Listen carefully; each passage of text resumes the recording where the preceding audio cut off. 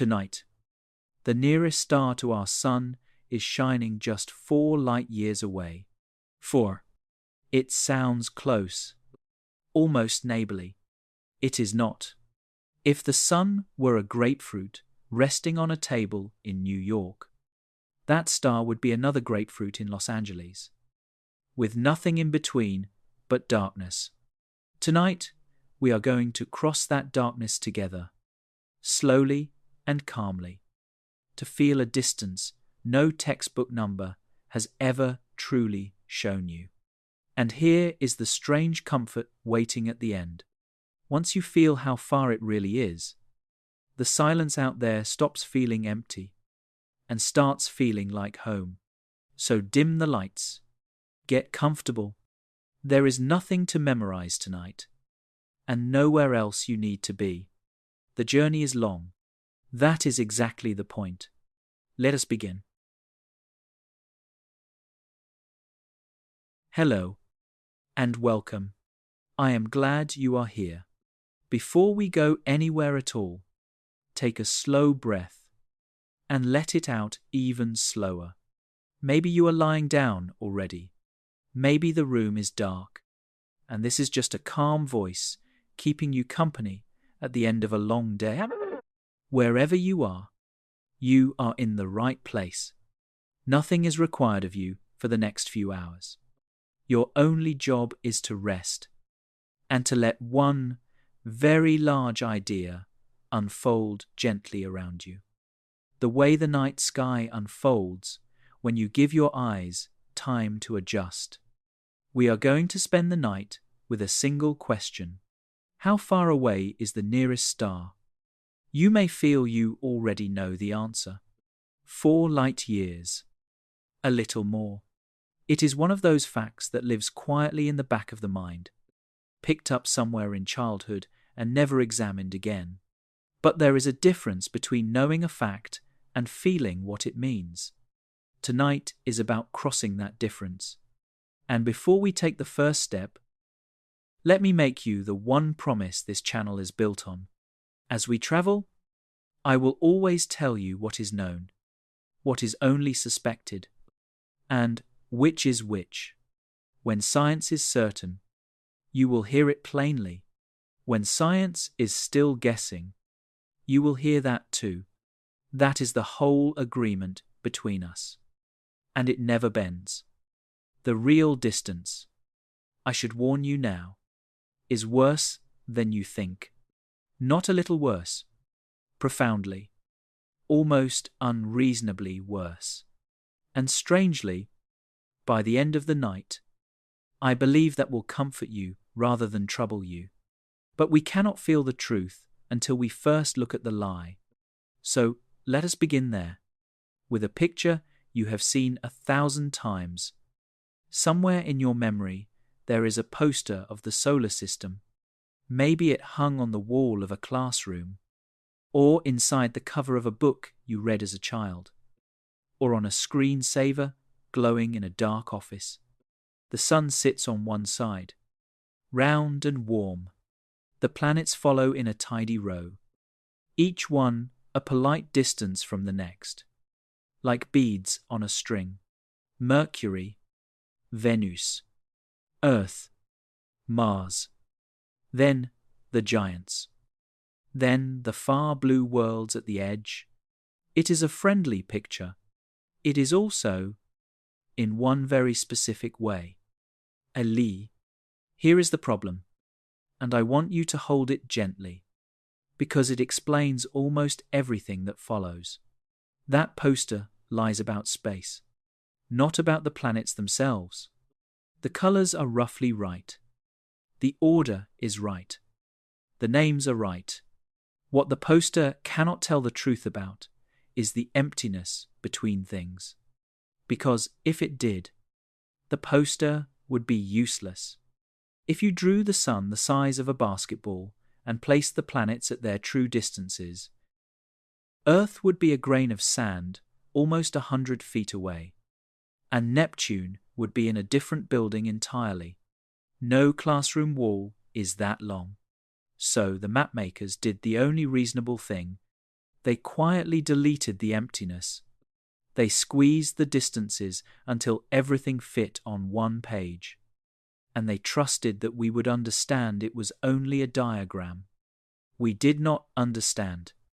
Or rather, we understood, with the front of the mind, the part that passes tests, while the back of the mind, the part that actually builds our picture of reality, took the poster literally, somewhere deep in your intuition.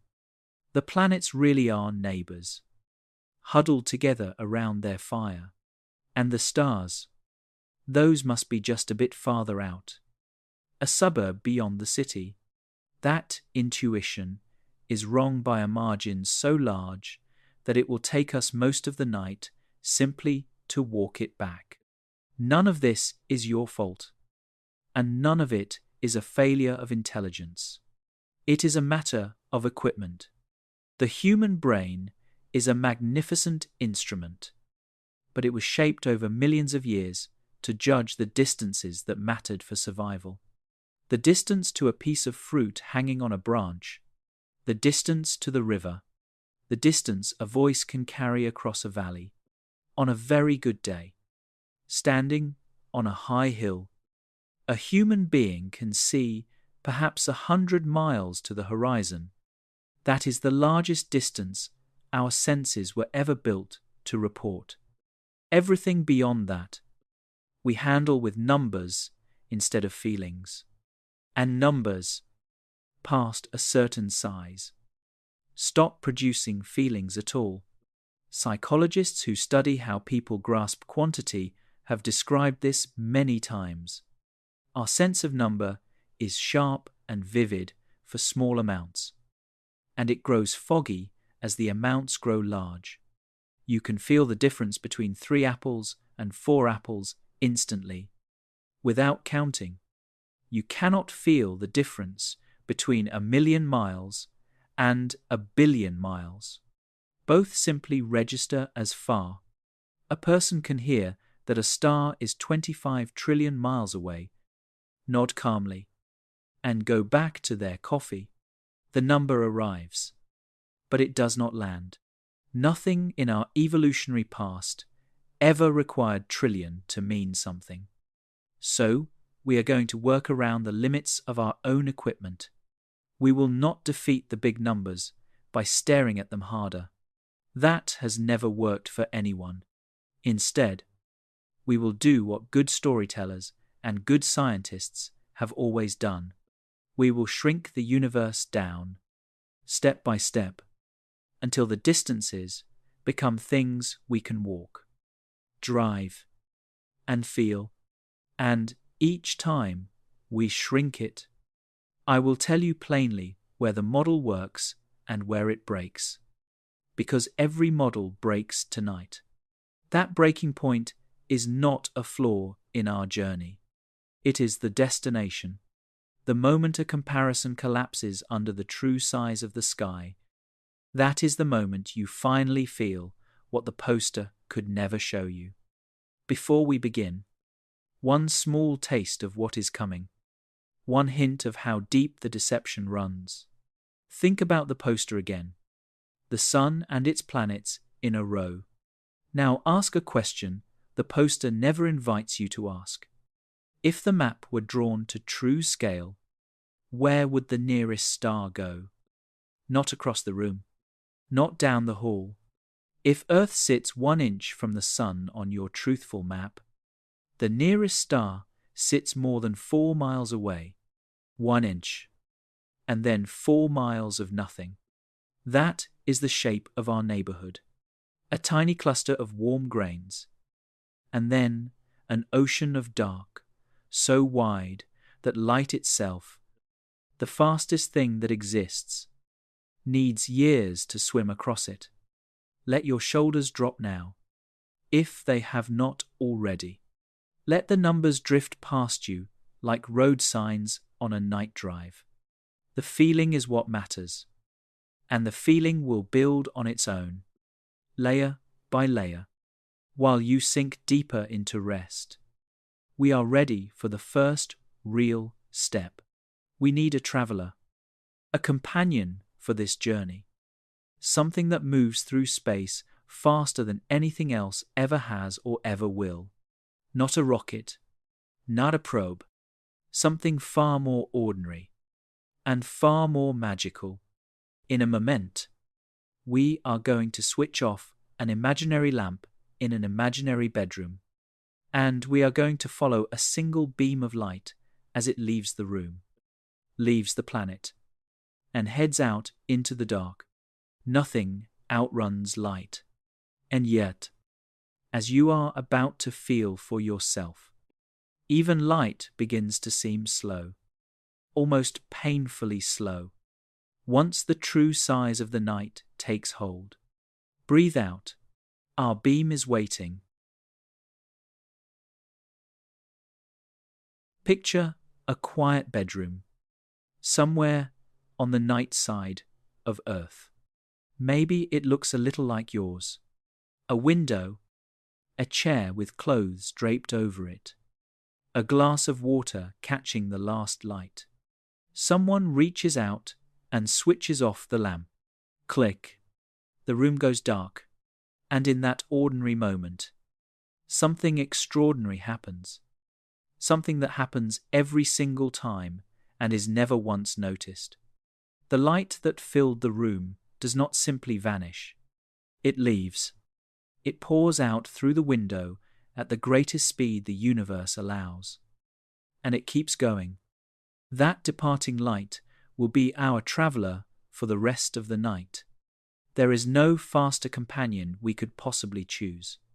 Light moves at about 186,000 miles every second. Not every hour, every second.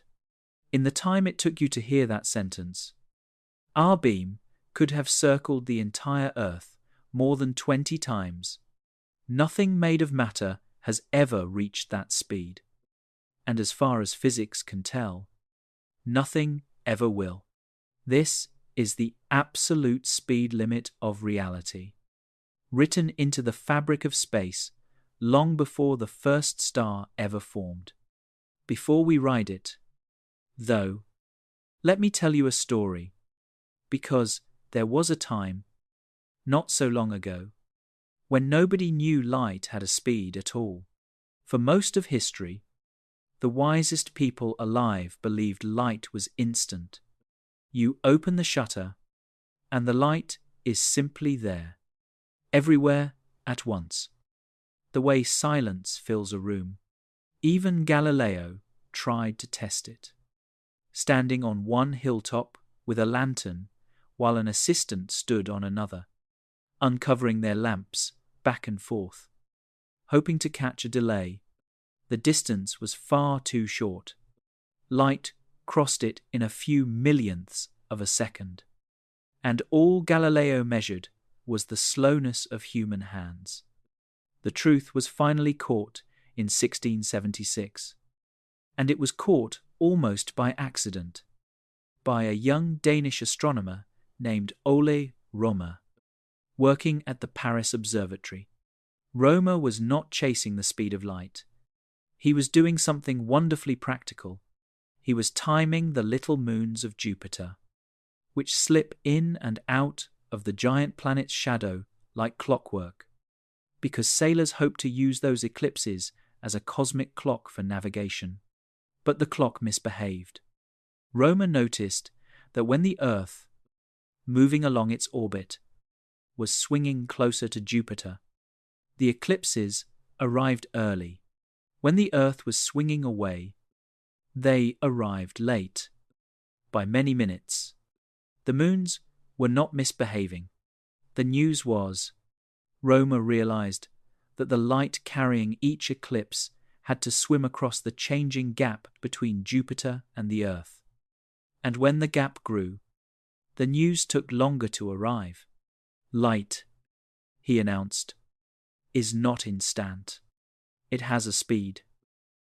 And the speed can be measured from the sky itself. His numbers were rough by modern standards, but the insight was perfect, and it changed everything. The universe, it turned out, delivers all of its news by courier. Every glance at the sky is a delivery. And every delivery took time. Hold that thought as we start our ride. We are traveling with the fastest courier that exists. Whatever slowness we are about to feel, remember, there is no faster option. This is the best the universe can do. Our beam leaves the window and climbs through the atmosphere. The clouds fall away beneath it in a fraction of a heartbeat. The sky darkens from blue to violet to black. Within seconds, the whole planet is behind us. A blue and white marble shrinking in the dark. The moon is our first milestone. The moon feels close. It is the one face in the night sky we all know. The one world other than our own that human beings have actually walked on. Our beam covers the entire distance from that bedroom window to the surface of the moon in about 1 1/3 seconds. One breath, not even a deep one. When the Apollo astronauts made the same journey in the late 1960s and early 1970s, it took them about 3 days. Already, you can see the gap between light and machines. What light does in a heartbeat, our best rockets did in half a week. Keep that ratio somewhere soft in your memory. It will return later, grown into something almost unbelievable. Onward. The next great milestone is the sun itself. Our beam races inward across the dark, crossing almost nothing but emptiness the whole way. Because even inside the solar system, the overwhelming truth of space is space. The sun is 93 million miles from Earth. Say that number out loud, and it means very little. So feel it in time instead. Our beam, the fastest traveler that can ever exist, needs 8 minutes and 20 seconds to cross it. 8 minutes. Long enough to brew a pot of coffee. Long enough for a song and a half on the radio. And hidden inside those 8 minutes is one of the strangest, most beautiful truths in all of astronomy. The same truth Romer glimpsed in his misbehaving eclipses. When you stand in the morning sun, the warmth touching your face is 8 minutes old. You are never seeing the sun as it is. You are seeing the sun as it was. 8 minutes ago, if the sun somehow winked out this instant, we would not know. We would go on living in its light, unaware, for 8 more peaceful minutes. The sky does not show us the present. The sky is a collection of postcards, each one mailed from the past. Now our beam turns outward, away from the sun, and the journey begins to change character. The first stop on the outward road is Mars, a little over 12 minutes from the sun, give or take, depending on where it sits in its orbit. Pause there for just a moment, because Mars is worth a moment. It is the world we dream about most, the world where robotic rovers have been exploring for decades, the one our species talks seriously about visiting, and it sits close enough that a radio message from Earth reaches it in minutes. When engineers drive a rover on Mars, they feel that delay in their hands. They send a command, and then they wait. Minutes each way, sometimes more than 20, depending on where the two planets are, watching a world where their instructions have already happened or not happened, and nothing can be taken back. Even our next-door planet, the closest world we can dream of walking on, is already too far away for a conversation. Hold on to that little discomfort. It is the first whisper of everything this night is about. Onward again. Jupiter, the giant of our family, is more than 40 minutes out. Our beam sweeps past the very moons whose eclipses taught Roma the truth. Still circling. Still keeping time. Saturn and its rings are over an hour from the Sun. When the Cassini spacecraft ended its long mission there in 2017 and sent its final signal home, that farewell took more than an hour to reach the listening dishes of Earth. The spacecraft was already gone, dissolved into Saturn's clouds, while its last words were still on the way. Out here, even goodbyes travel slowly. And, by the time our beam reaches Neptune, the last of the major planets, the pale blue period at the end of the classroom poster, more than 4 hours have passed. 4 hours. Our beam left that bedroom in less time than a finger snap, crossed to the moon in a heartbeat, reached the Sun before a pot of coffee finished brewing, and now, simply to reach the edge of our own little family of planets, it has spent half a working day in flight. Pause here with me, in the dark past Neptune, because this is exactly where the classroom poster ends. The row of planets is complete. In the picture we all grew up with. This is the finish line. So let me ask the question, this entire night is built around, if 4 hours of light travel brings us to the edge of the planets, how much farther is the nearest star? Double the journey. 10 times. 100 times. Take a guess. Hold it gently. Almost everyone guesses far too low, and there is no shame in that. Our brains were built for valleys and rivers. Not for this. Here is what actually happens. From Neptune, our beam flies on into the dark, through the realm of the small icy worlds beyond the planets. Before its first full day of travel is over, it slips across a quiet boundary far past Pluto, the place where the wind of particles blowing off our Sun finally fades into the thin breath between the stars. We will visit that border properly later in the night. For now, know only this: less than 1 day out, our beam has already left behind every planet, every spacecraft, and very nearly every object humanity has ever touched. And then nothing happens. Nothing happens for a very long time. The beam simply falls through darkness, second after second, mile after 186,000 miles. And the darkness does not end. A week passes, a month, a full year passes, and the beam has now travelled almost 6 trillion miles, a distance so vast that astronomers gave it its own name, the light year, just to avoid writing all the zeros. And the nearest star is not close. 2 years, 3 years, still falling through the dark. 4 years. And only now does a faint point ahead begin to grow from a spark into a destination.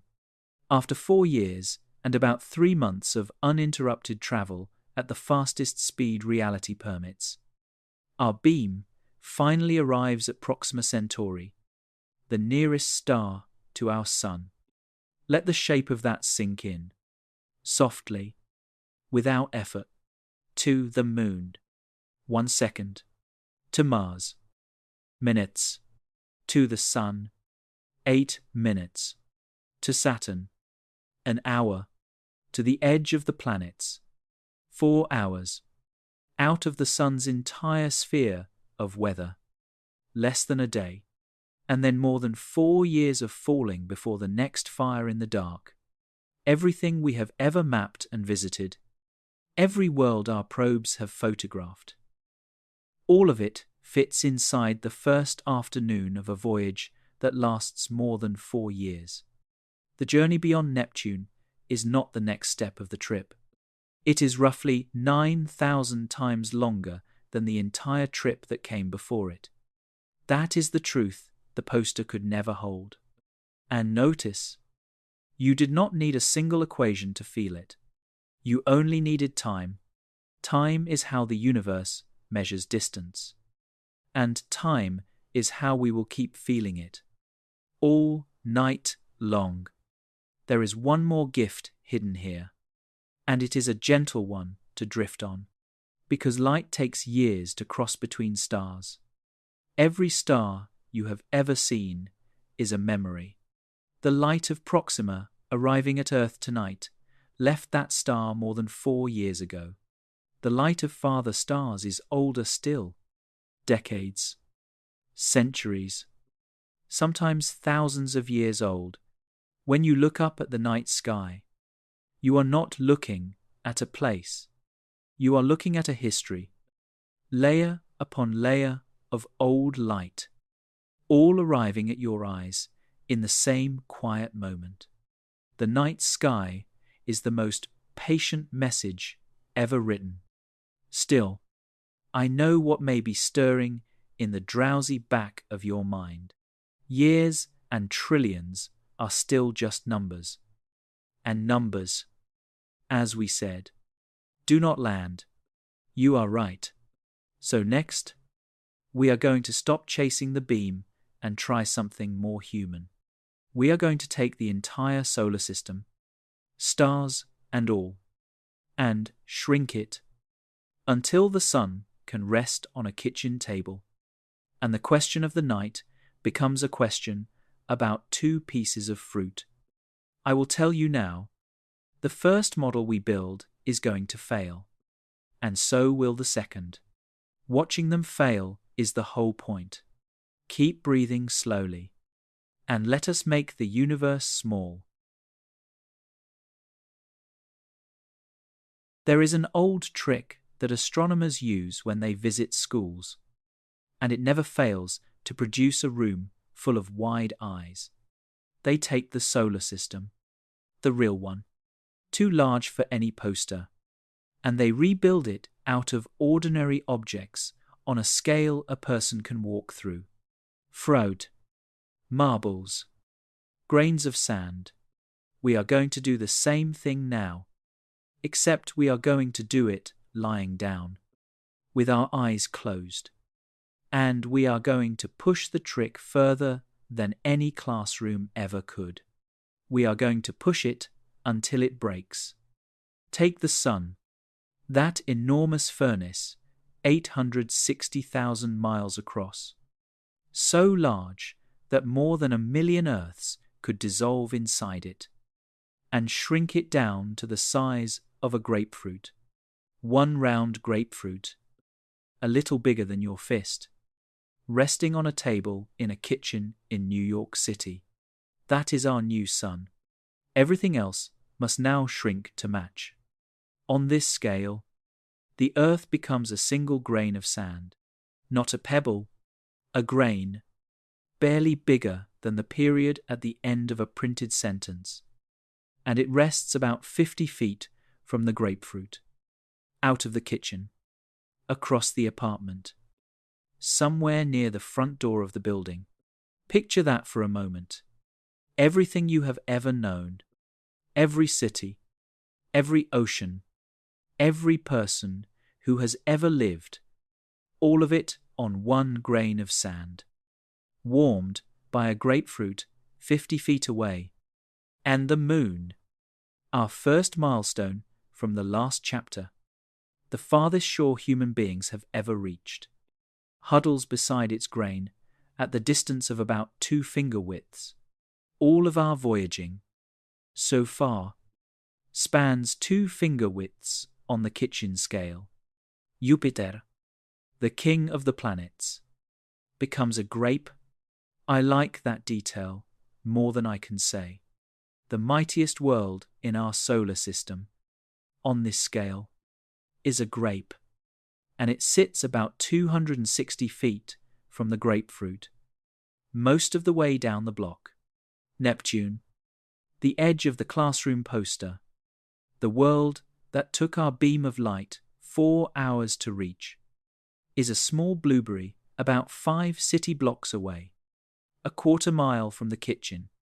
You could walk our entire solar system, Sun to Neptune, in 5 or 6 minutes, passing every planet humanity has ever explored. So, now, the question of the night. On this scale, with the Sun, a grapefruit in a New York kitchen, where is Proxima Centauri, the nearest star? Maybe across Central Park. Maybe somewhere in New Jersey, Philadelphia. Proxima Centauri is another grapefruit resting on a table in Los Angeles. I will say that again slowly, because it deserves a slow repeat.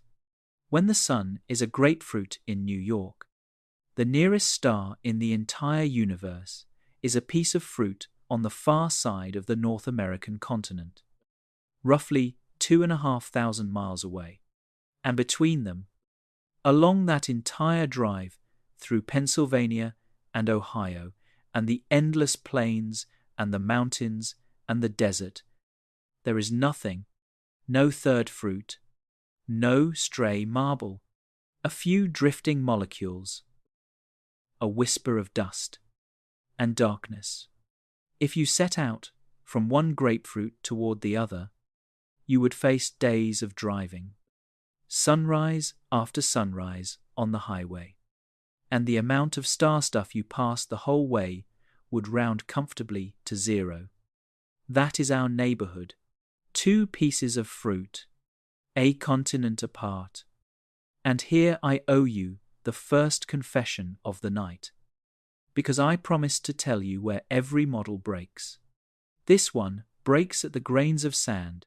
On the grapefruit scale, the planets are so small and so dark that the model creates a false comfort.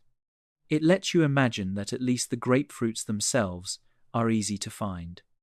Bright landmarks at either end of the continent. They are not. A real interstellar traveler does not journey from fruit to fruit. It journeys from one pinpoint of light toward another pinpoint that barely brightens for decades. The grapefruit model shows you the distance, but it hides the loneliness.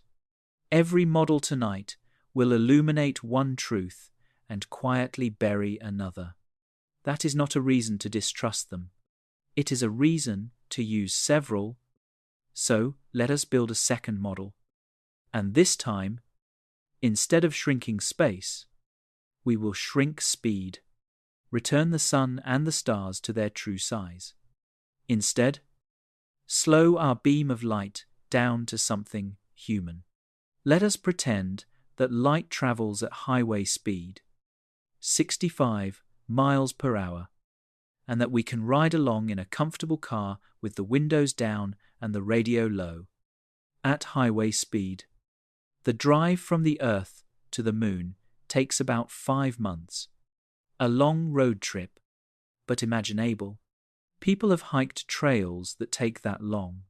Now the Sun, at 65 miles per hour, driving day and night without a single stop. The journey from Earth to the Sun takes more than 160 years. Grandparents would hand the wheel to grandchildren, who would hand it to their grandchildren, and the family would still be driving. And Neptune, our 4-hour milestone for light, becomes a drive of nearly 5,000 years. If a car had left for Neptune when the pyramids of Egypt were new, it would just now be pulling in. You can feel where this is going, and I will not draw it out cruelly, because tonight is meant for rest. At 65 miles an hour, the drive from Earth to Proxima Centauri takes more than 40 million years. 40 million. When that car left the driveway, there were no human beings. There were no apes of any kind yet walking the earth. Whales were only just returning to the sea. The car drives on through all of it. Through the entire rise of every species you have ever seen in a nature film, through the carving of canyons and the drift of continents. And still, out the windshield, That faint red star has barely grown brighter. Numbers like 40 million do not land. We know that by now. So here is the same truth in a softer shape. The distance between our star and the next one is not a distance in the way your mind wants it to be. It is not a faraway place. Like another country, it is closer to being another era. A span you measure the way you measure the age of mountains. Space, past a certain point, stops behaving like a location and starts behaving like time itself. Take a slow breath here. Let it out. There is no hurry anywhere in this night. Because there is a gentle turn waiting at the bottom of all this, and it is the first glimpse of where our whole journey is headed. Look back at the grapefruit in the kitchen one more time before we leave it. 50 feet away. That single grain of sand. Warm, blue, wrapped in a film of water and air thinner than the skin of the fruit itself. Everything you love is there. Everyone who has ever loved anyone is there. In a neighborhood measured in continents of emptiness. We happen to live on the one grain where the porch light is on. The emptiness does not diminish that grain. The emptiness is what makes it precious. Still, a fair question stirs. Even at the edge of sleep. All these models are pretend. Pretend cars. What has humanity actually done? Not in imagination, but in steel and fire. What is the farthest we have ever really sent something? How fast is it going? And how long would our very best machine take to reach that other grapefruit? That is not a pretend story. That machine exists. It is flying right now. Tonight, farther from home than anything human hands have ever built. Still whispering back to Earth after almost half a century. It carries a golden record, a message in a bottle for whoever might one day find it. Its story is next, and it is one of the most beautiful stories our species has to tell. Everything we have done so far has been imagination. Beams of light we chased in our minds. Fruit on kitchen tables. Cars that drive for 40 million years. Now, for one chapter, we come back to the real world, to a real machine, made of real metal, that is out there in the dark at this very moment. Because humanity has actually tried this, we have thrown something toward the stars, as hard as we have ever thrown anything, and its story is one of the most beautiful and most humbling things our species has ever done. In the summer of 1977, from a launch pad in Florida, a rocket rose into the sky, carrying a spacecraft about the size of a small car. Its name was Voyager 1, a twin. Voyager 2 had launched a few weeks earlier. Their mission was not to reach the stars. Their mission was a grand tour of the outer planets, a rare alignment that comes along only once every 176 years, letting a single spacecraft swing from Jupiter to Saturn and beyond, borrowing speed from the gravity of each giant world as it passed. And the tour was glorious. Voyager 1 gave us our first close portraits of Jupiter's storms, swirling like paint stirred in coffee. It showed us Saturn's rings resolved into thousands of delicate grooves, like the surface of a vinyl record. Voyager 2 went on to visit Uranus and Neptune, and to this day, it remains the only spacecraft ever to see those two blue worlds up close. Then, with the planets behind them, the two machines did the only thing left to do. They kept going. They are still going. Tonight, while you rest. Voyager 1 is now the most distant human-made object in existence. More than 15 billion miles from home. In 2012, according to NASA, it crossed the boundary where the outward breath of our sun finally fades into the thin gas between the stars. The same quiet border our beam of light slipped across in its first day of travel. In the truest sense we have. Voyager 1 has left the sun's bubble and entered interstellar space. It still calls home. Its radio signal, traveling at the speed of light, takes almost a full day to reach Earth. When engineers send a command, they wait nearly 2 days for the reply. Imagine a conversation where every question and answer takes 2 days. That is how far away our farthest child has wandered. And here is the number I want you to rest on. Voyager 1 is traveling at about 38,000 miles per hour. That is fast beyond anything in ordinary life. It is roughly 50 times faster than a passenger jet. At that speed, you could fly from New York to Los Angeles, one grapefruit to the other, in about 4 minutes. This is, give or take, the fastest speed at which humanity has ever thrown anything permanently out into the dark. So now, the question this whole night keeps asking, at 38,000 miles per hour, how long would a journey to Proxima Centauri take? The answer is a little more than 70,000 years. Let that arrive slowly. 70,000 years. If Voyager 1 were aimed at Proxima, and it is not, it happens to be flying in a different direction. But if it were, it would arrive around the year 72,000. When Voyager launched, the pyramids were already ancient. But 70,000 years ago, there were no pyramids, no farms, no writing, no cities. Human beings were still gathered around fires, only beginning the long migrations that would carry us across the Earth. Voyager's journey to the nearest star would take longer than the entire story of civilization, told more than 10 times over, and its batteries will not last the trip. Voyager runs on the slow decay of a small block of plutonium, and that warmth is fading a little more each year. NASA engineers have spent the last decade gently switching off instruments one by one, like a parent turning off lights in a house at bedtime, stretching the power as far as love and cleverness can stretch it. Sometime in the coming years, the last instrument will fall silent. After that, Voyager will still fly on, forever.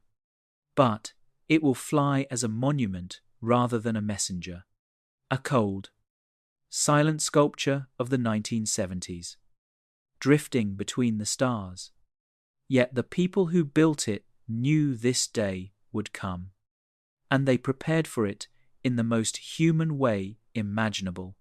Bolted to Voyager's side is a golden phonograph record.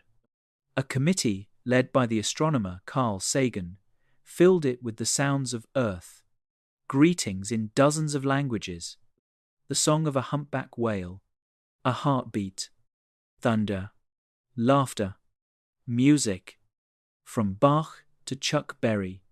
It is a message in a bottle, thrown into an ocean so large that the bottle will almost certainly never be found. The point was never really the finding. The point was the throwing. It was a way for one small species, on one grain of sand, to say, "We were here." And we looked up. And we wondered. There is a strange comfort in Voyager's slowness, if you hold it the right way. NASA has calculated that in about 40,000 years, Voyager 1 will drift within a couple of light years of a small, faint star in a far northern constellation. A constellation named, of all gentle things, after the giraffe. That will be its first close encounter with another sun. Not an arrival, just a slow passing in the dark. Two travelers exchanging no words. Voyager teaches us the true scale of our reach. With our best rockets, our cleverest gravity tricks, and half a century of flight, we have traveled less than 1/10 of the way to the nearest star. So, chemical rockets, the kind we have, cannot make this journey in any meaningful human sense.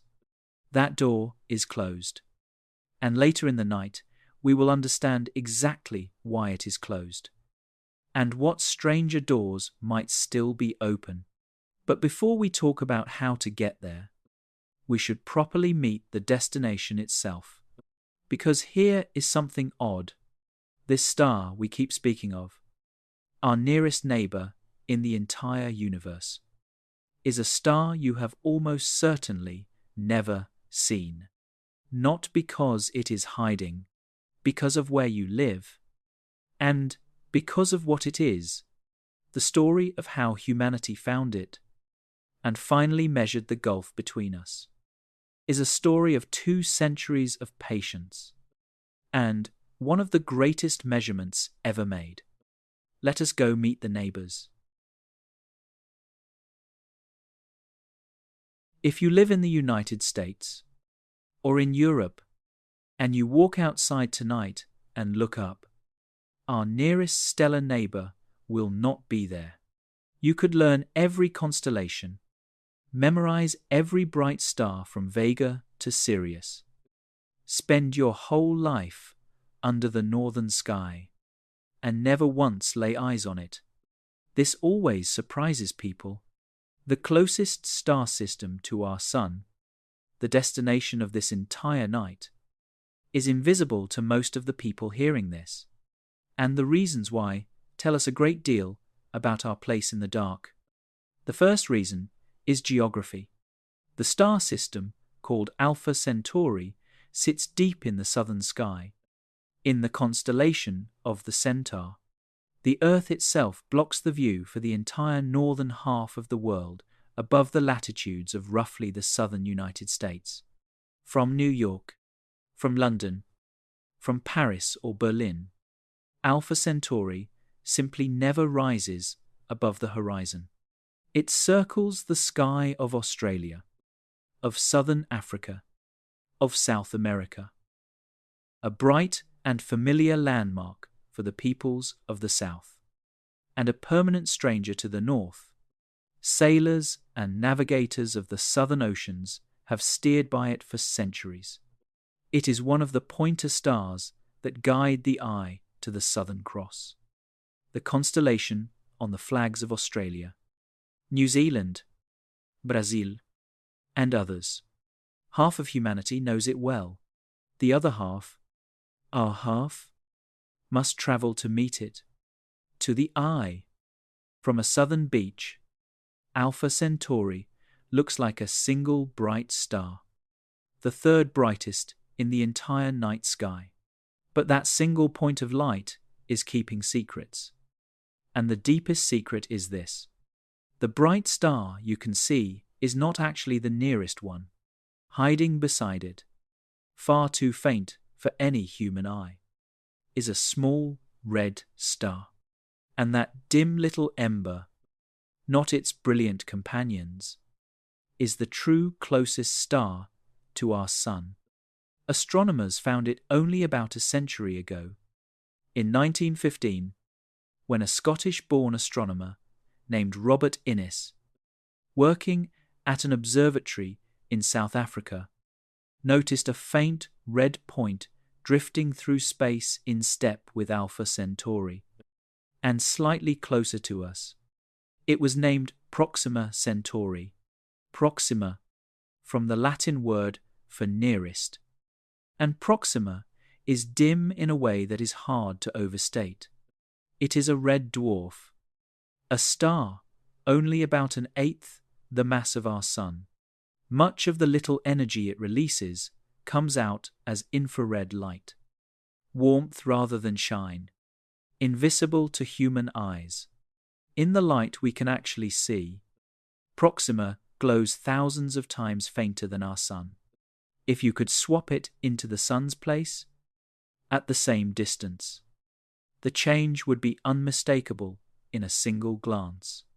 To human eyes, noon would dim to something roughly like deep twilight, the last blue quarter hour of an evening. At midday, I offer that picture only for the light, not the warmth, because a world warmed by so faint a fire would be a frozen place at our distance. But it tells you what matters for our story. Even though Proxima is the nearest star that exists, you would need a telescope to see it at all. The universe does not just separate its islands with distance. It dims the lighthouses too. Now, the second story of this chapter, and it is one of my favorite stories in all of science. How did we ever measure this distance in the first place? No tape measure reaches across 4 light years. No radar echo returns in a useful time. The answer is a trick your own body performs constantly. A trick called parallax. Hold one finger up in front of your face and close one eye.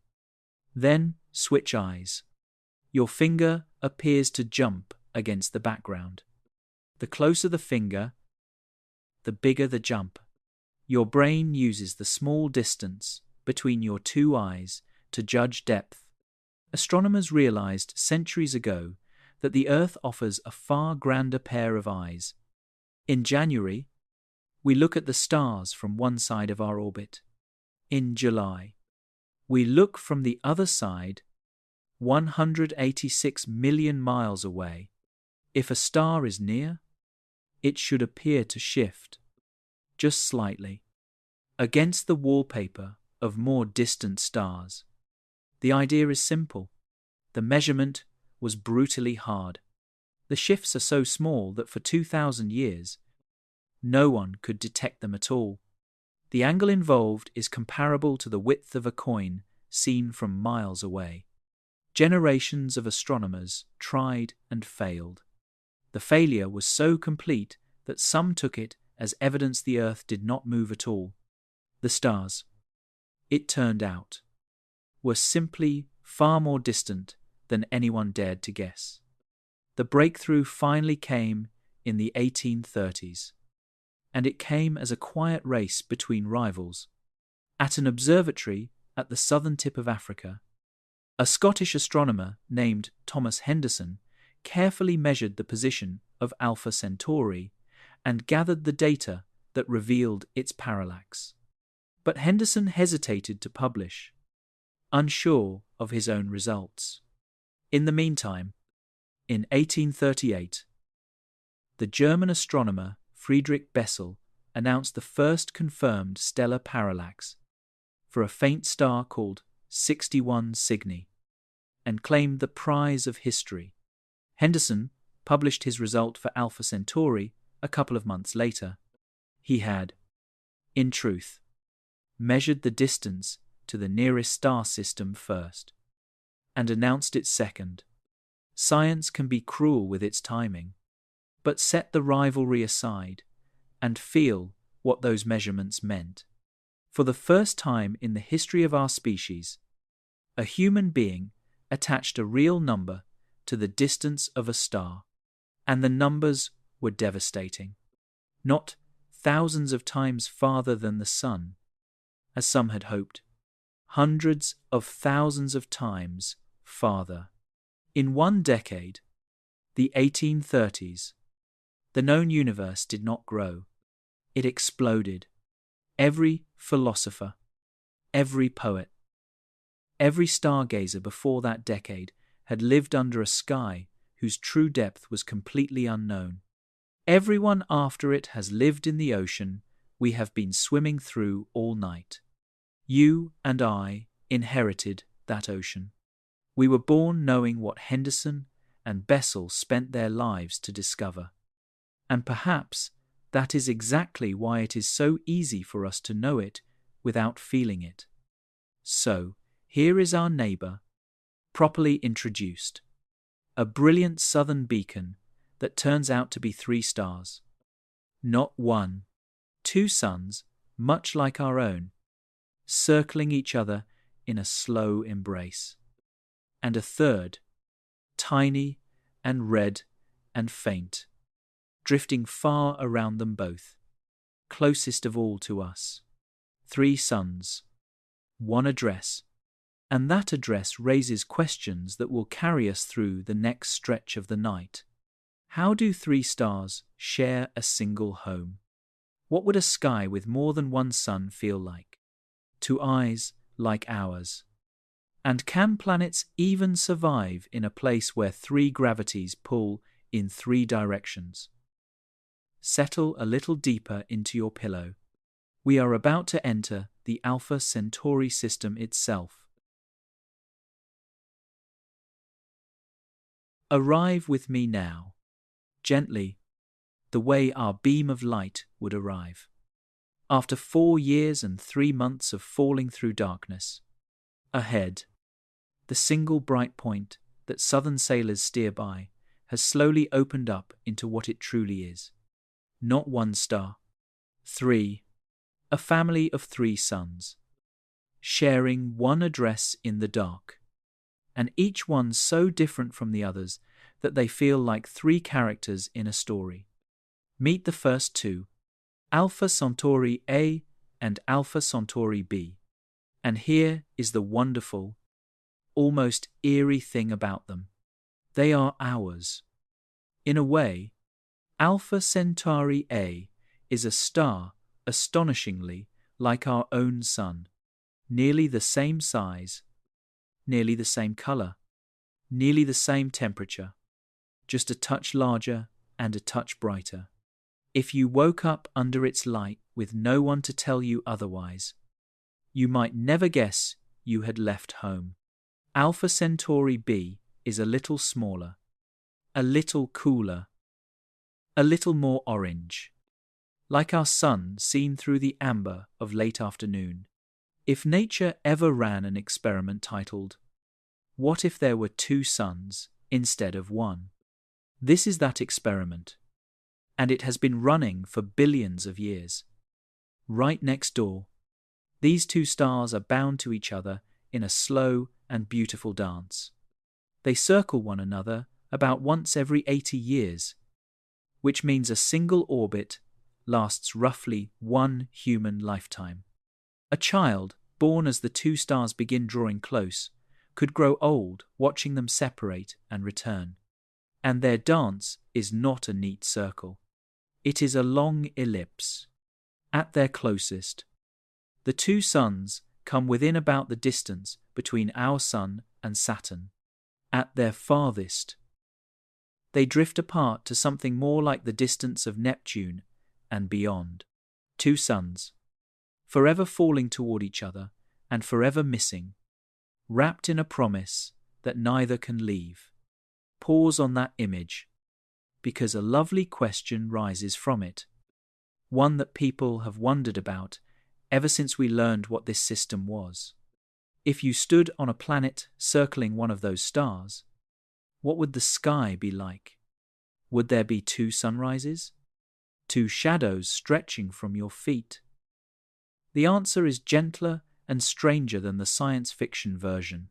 From a planet orbiting close to Alpha Centauri A, star B would not hang in the sky as a second blazing sun. It is too far away for that. It would appear instead as a point of light, but a point of impossible brilliance, hundreds of times brighter than our full moon, a diamond intense enough to cast crisp shadows and to turn the deepest night into a soft silver dusk. Some years, the 2 suns would share the daytime sky, a great fire and a fierce jewel, and when the main sun set, the jewel would linger, and true darkness would never quite arrive.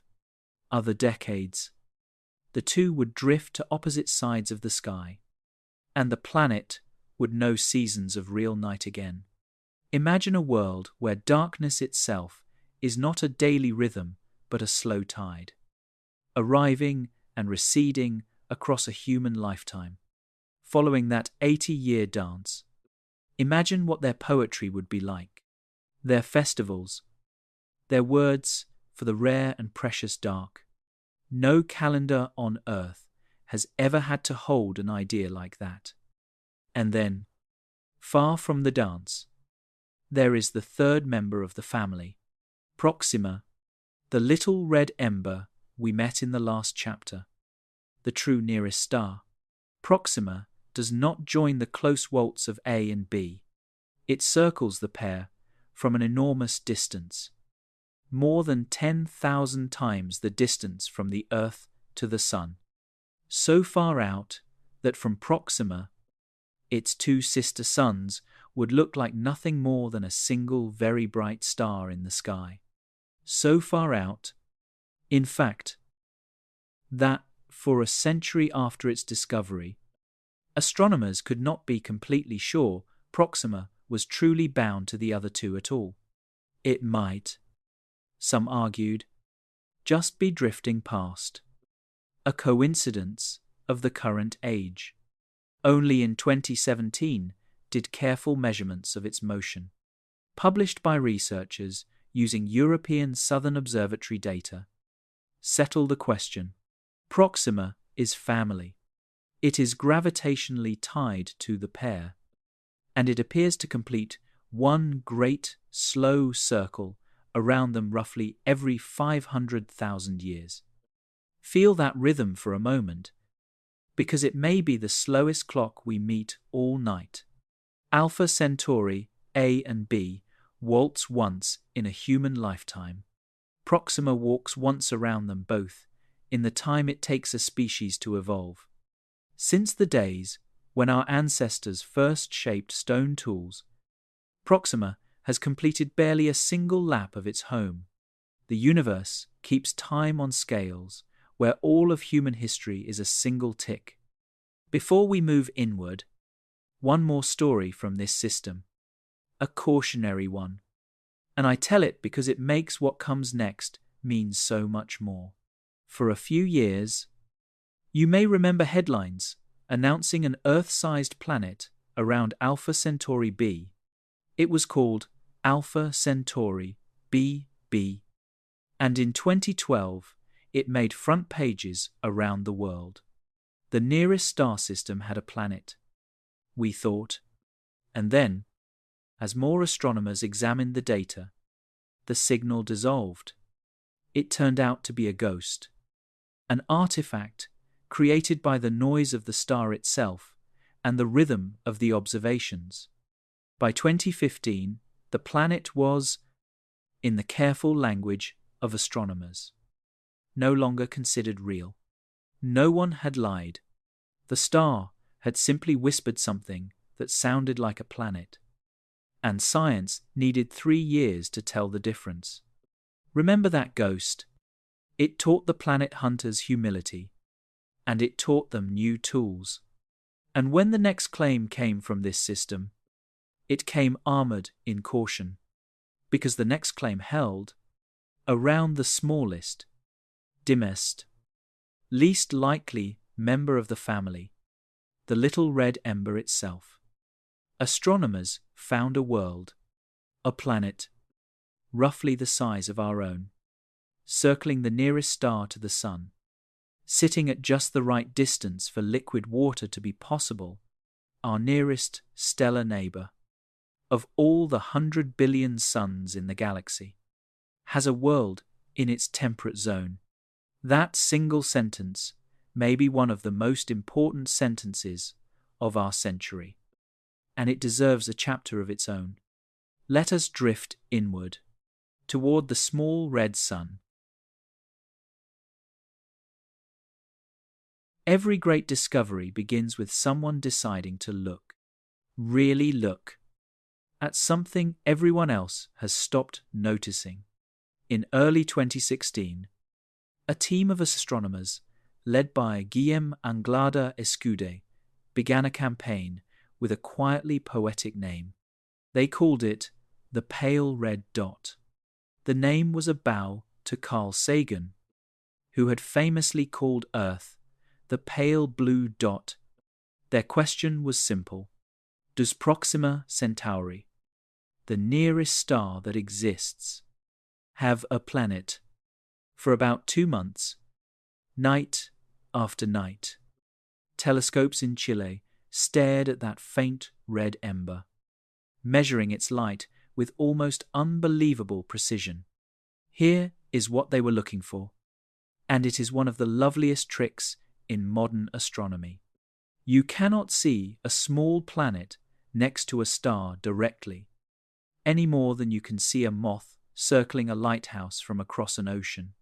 But you can see the star wobble. A planet does not simply orbit a star.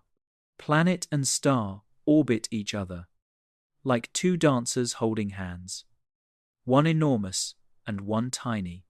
The tiny one swings wide, and the enormous one sways, just barely, in place.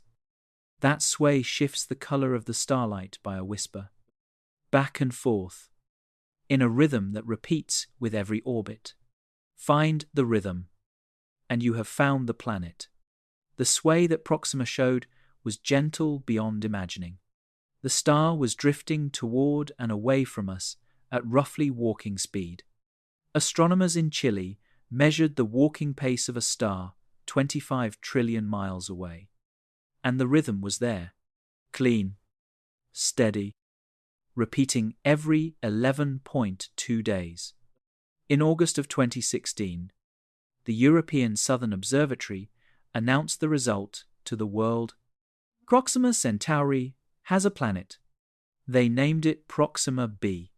It is a world of roughly the mass of the Earth, likely rocky rather than a ball of gas.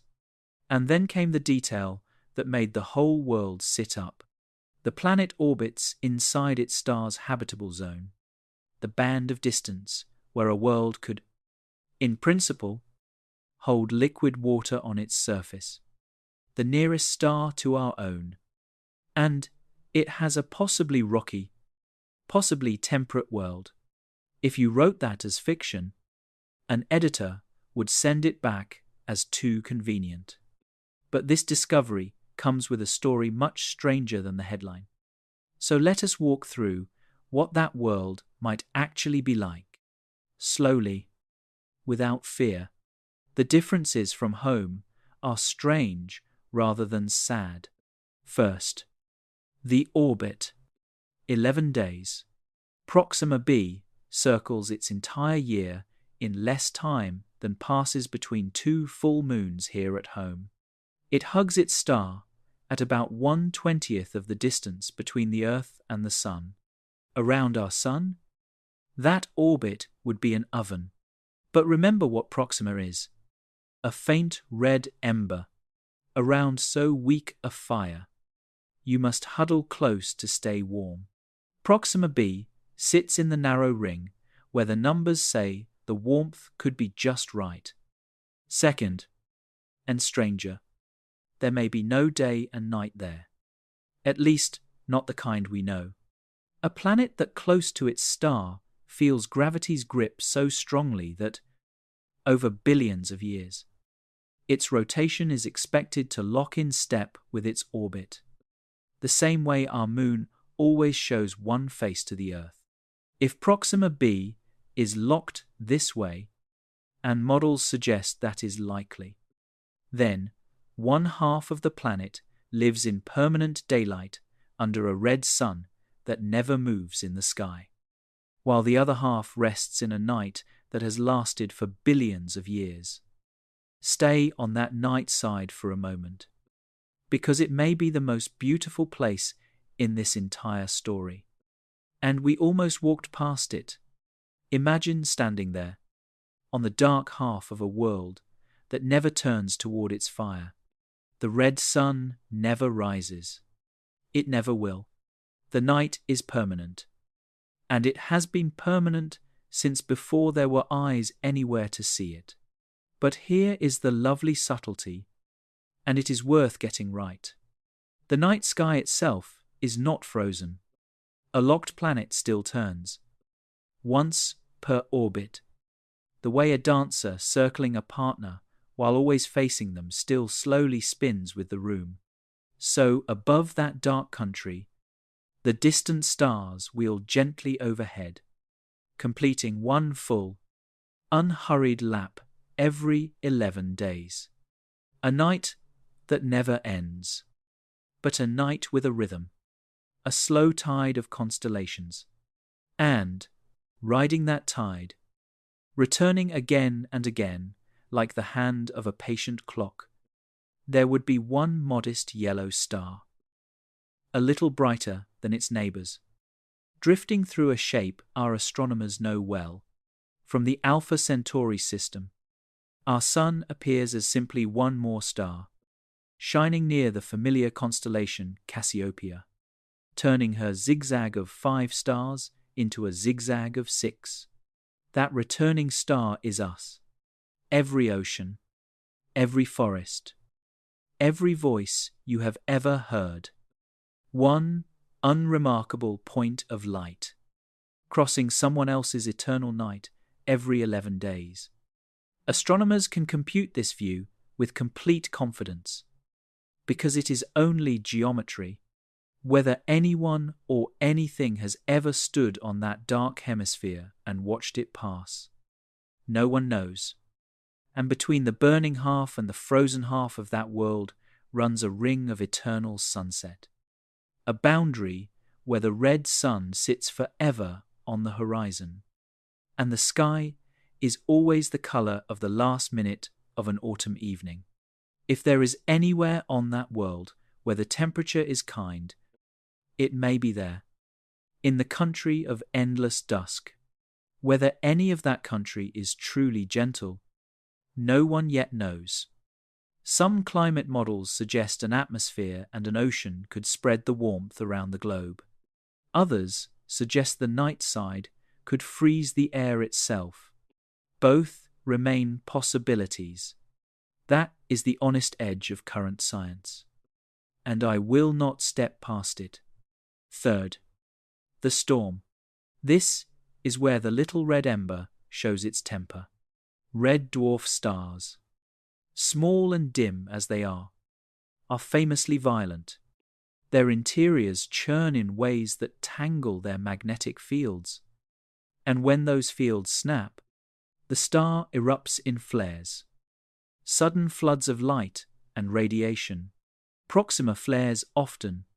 In March of 2016, even as the Pale Red Dot campaign was underway, the star unleashed an eruption so large that astronomers who analyzed it 2 years later described it as a superflare, and reported that, for a couple of minutes, the star's visible light surged so dramatically that it may briefly have brought this normally invisible ember to the very edge of naked eye, visibility from a dark southern beach.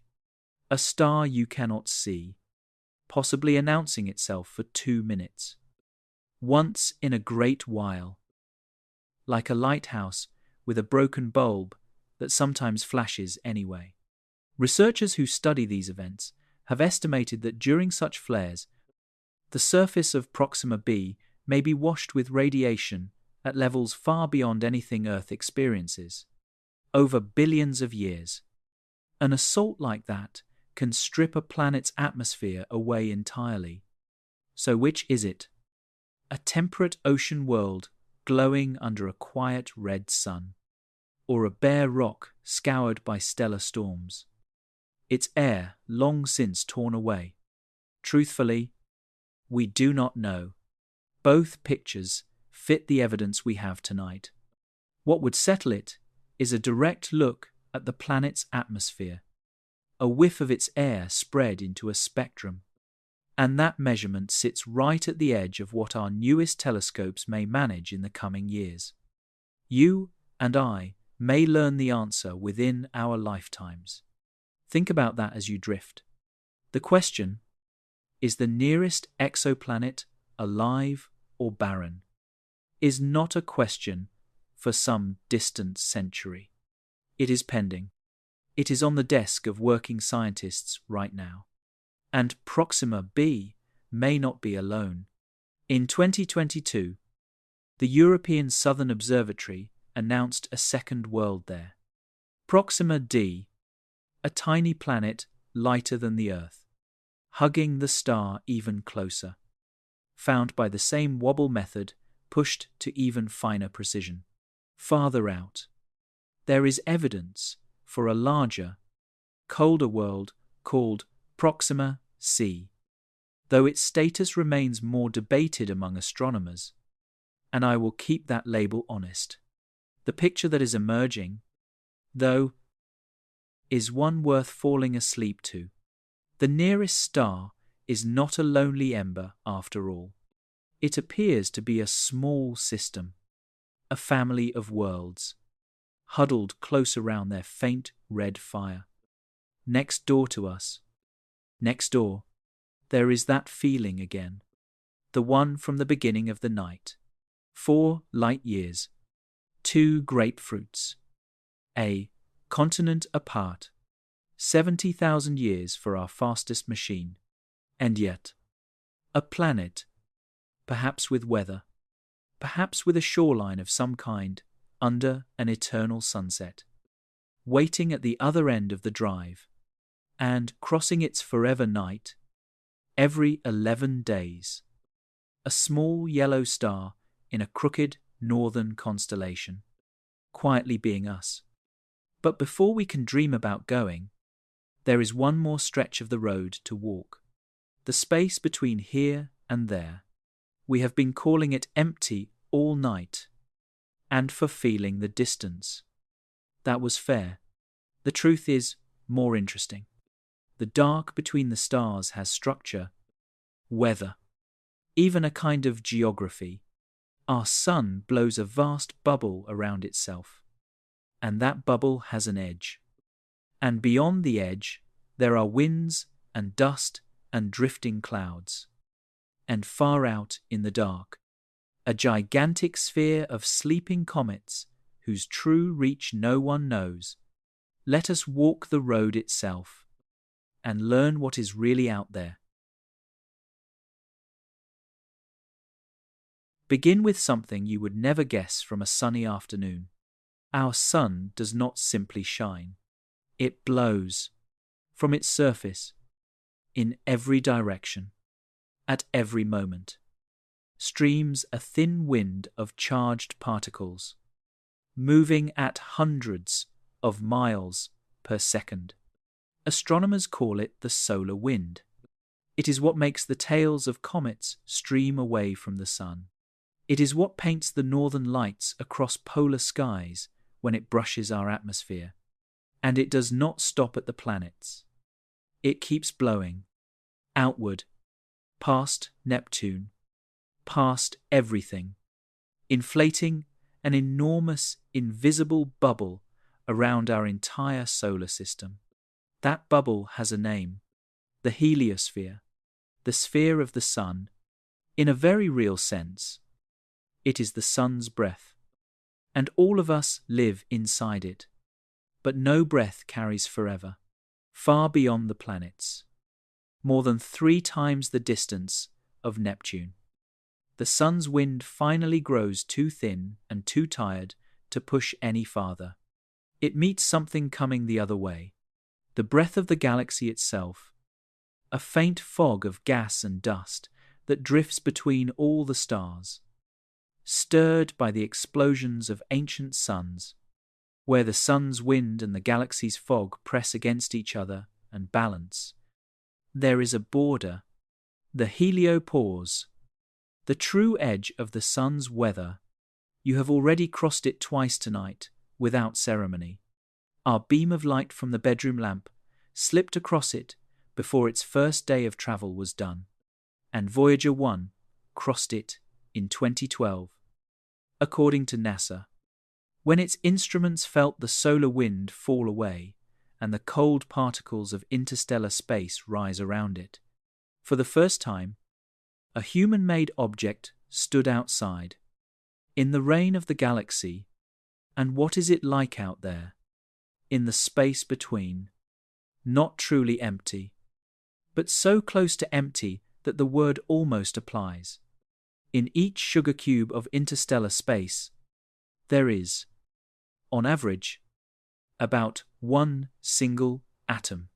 One.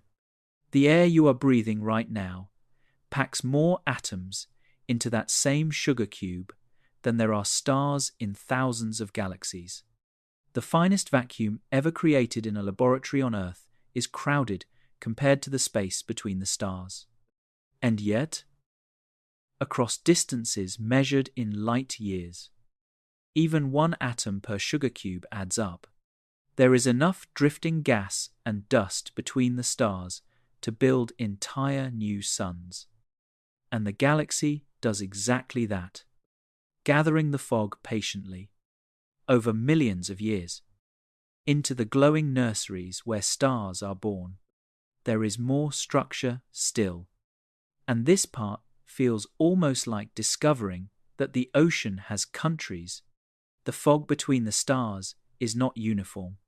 It gathers in clouds, vast, soft regions light years across, and our sun happens to be drifting through one right now. Astronomers call it the local interstellar cloud, a wisp of slightly warmer, slightly denser gas that our solar system has been passing through for tens of thousands of years.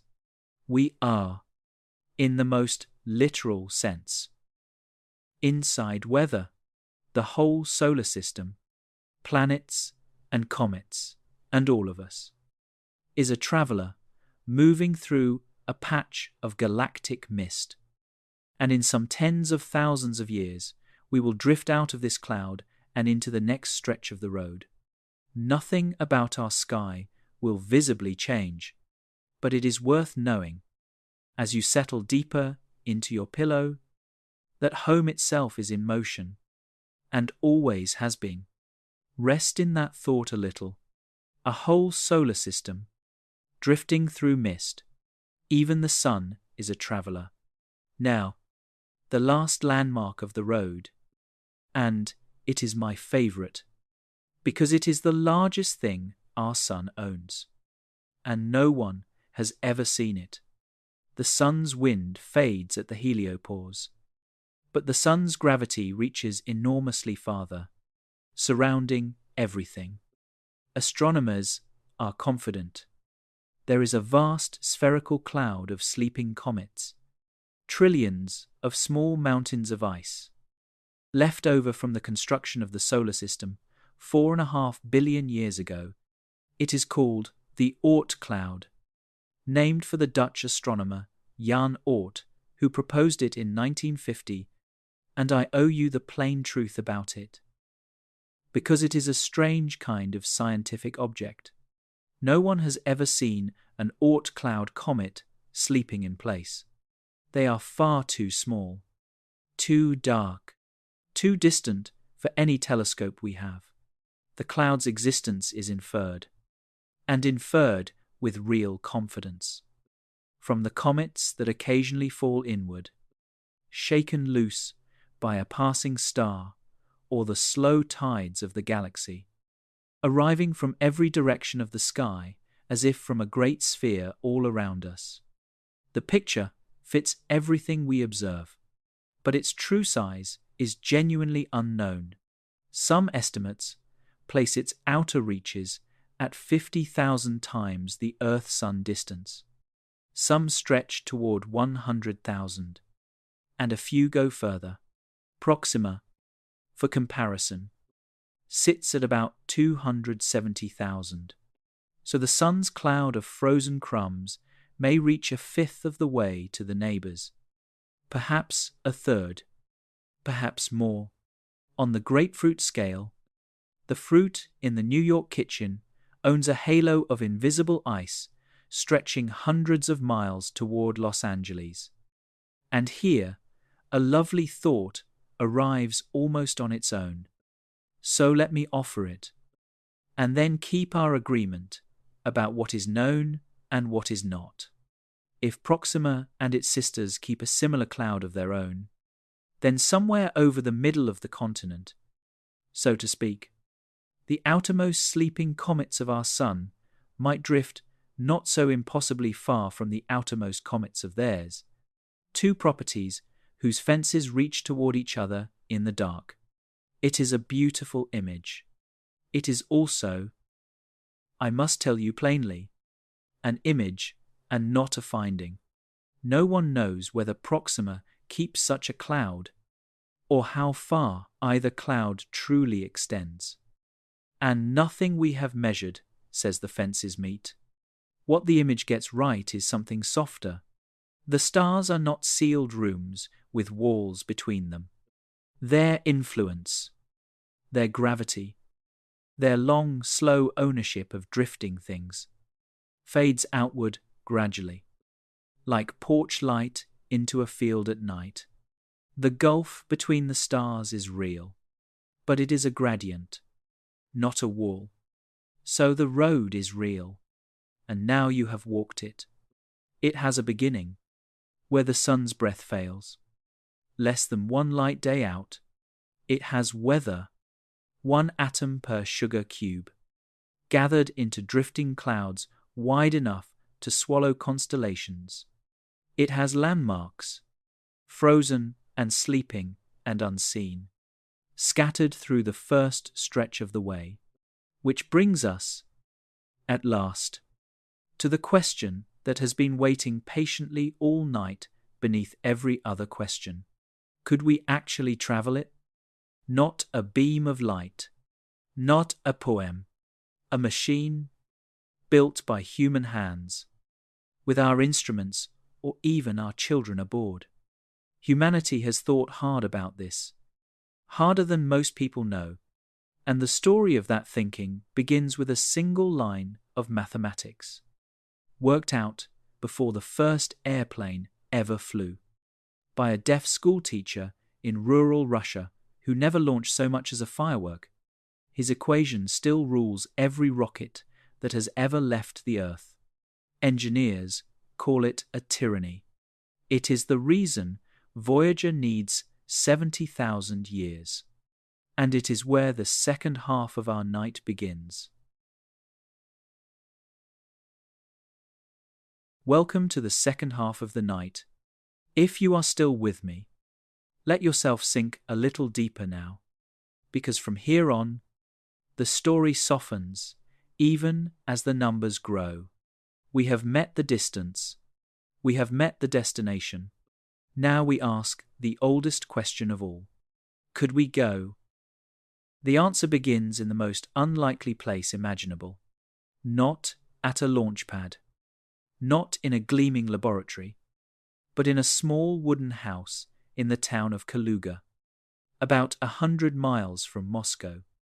At the end of the 1800s, there lived a schoolteacher named Konstantin Tsiolkovsky. He had lost most of his hearing to scarlet fever as a boy, and partly because of that, he lived much of his life inside his own head, reading, calculating, dreaming. He never built a rocket. He never saw one fly. But in 1897, working alone in his notebooks, he wrote down a single line of mathematics that he would publish 6 years later. In 1903, the same year, the Wright brothers first lifted off the sand at Kitty Hawk. That line still governs every rocket that has ever left the Earth, and every rocket that ever will. Today, it is called the Tsiolkovsky rocket equation, and I want you to feel what it says, without a single symbol, because once you feel it, you will understand, deep in your bones, why the stars are so hard to reach. Here is the heart of it. A rocket is a machine that throws things backward in order to move forward. That is all a rocket is. It carries a supply of stuff, burns it, and hurls it out the back as fast as it can. Every pound thrown backward nudges the rocket forward.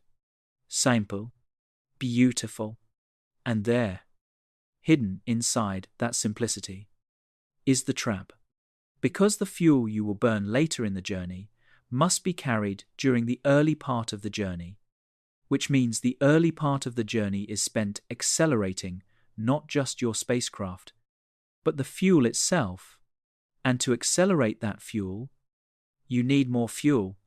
And to carry that fuel, more fuel still. Feel how this spirals. It is like planning a long hike across a desert where there are no wells. You must carry all your water, but water is heavy. So, carrying it makes you slower and thirstier. So you must carry more water, which makes you heavier still. For a short hike, the spiral stays polite. For a long enough hike, the mathematics quietly turns monstrous. The load does not grow gently as the trip gets longer. It grows explosively. Double the speed you want. And you do not double the fuel. You multiply it. Again and again. In a curve that rises like a wall. This is the tyranny. It is not a limit of engineering skill or courage or budget. It is arithmetic, woven into the nature of throwing things backward. Every space agency on Earth lives under it. It is why rockets are almost entirely fuel tank.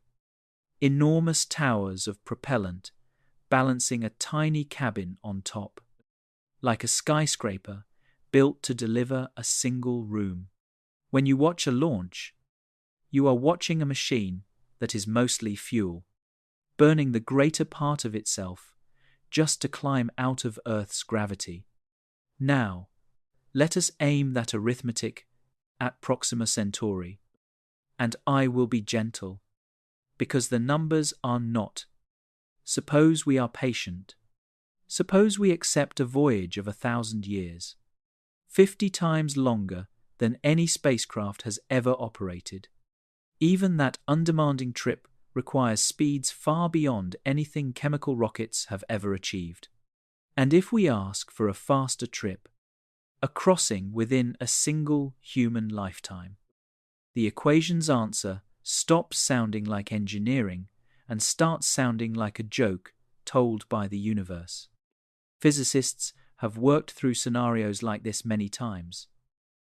And for a chemical rocket asked to reach a serious fraction of light speed, carry a real payload, and then slow down again at the far end, the formal fuel requirement rapidly leaves the realm of the possible. In the harsher versions of the calculation, it exceeds the mass of the Earth, and then keeps climbing past the mass of far larger things, into pure absurdity. The exact number depends on the assumptions, and I want to be fair about that. But the conclusion does not depend on the assumptions. Somewhere in every version of the calculation, chemistry itself quietly resigns.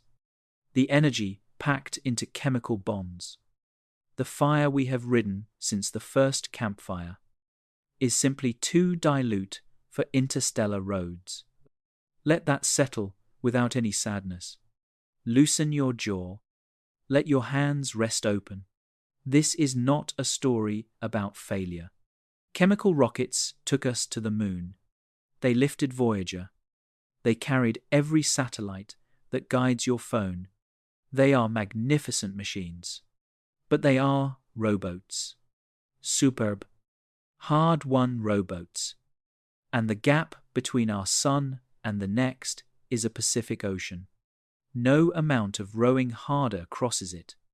The tyranny of the rocket equation is the universe telling us, kindly but firmly, that the tools which opened the solar system cannot open the stars. And yet, listen closely, because this is where the night turns. The rocket equation is a tyranny over rockets, over machines that must carry their own push. Read it carefully, the way clever people have been reading it for over half a century, and you notice the escape clause hiding in plain sight. The spiral of doom begins with the words, "The fuel you carry." So what if you carried none? What if the push came from somewhere else? From home. From a source that stays behind while only the ship travels. Light and free. The mathematics has no objection at all. The tyranny simply does not apply to a sail. That is not a fantasy. At this very moment, there are serious scientists and real laboratories designing exactly that. A spacecraft with no engine and no fuel tank, a chip the size of a postage stamp, riding a sail thinner than a soap bubble, pushed by a beam of light fired from the ground. Its target is the Alpha Centauri system. Its hoped-for speed is a substantial fraction of the speed of light itself. Its travel time, if it can ever be built, and if it works, would be measured not in millennia, in decades. Whether it can truly be built is an open question, and we will treat it as one, but the physics underneath it is sound. And the story of how we might sail on light is one of the most hopeful stories in modern science.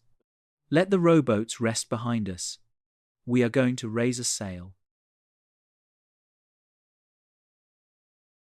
Every technology humanity has ever mastered began as something older and humbler. The rocket began as a firework. The airplane began as a kite. And the machine that may one day cross to the stars began, of all things, as a sailboat.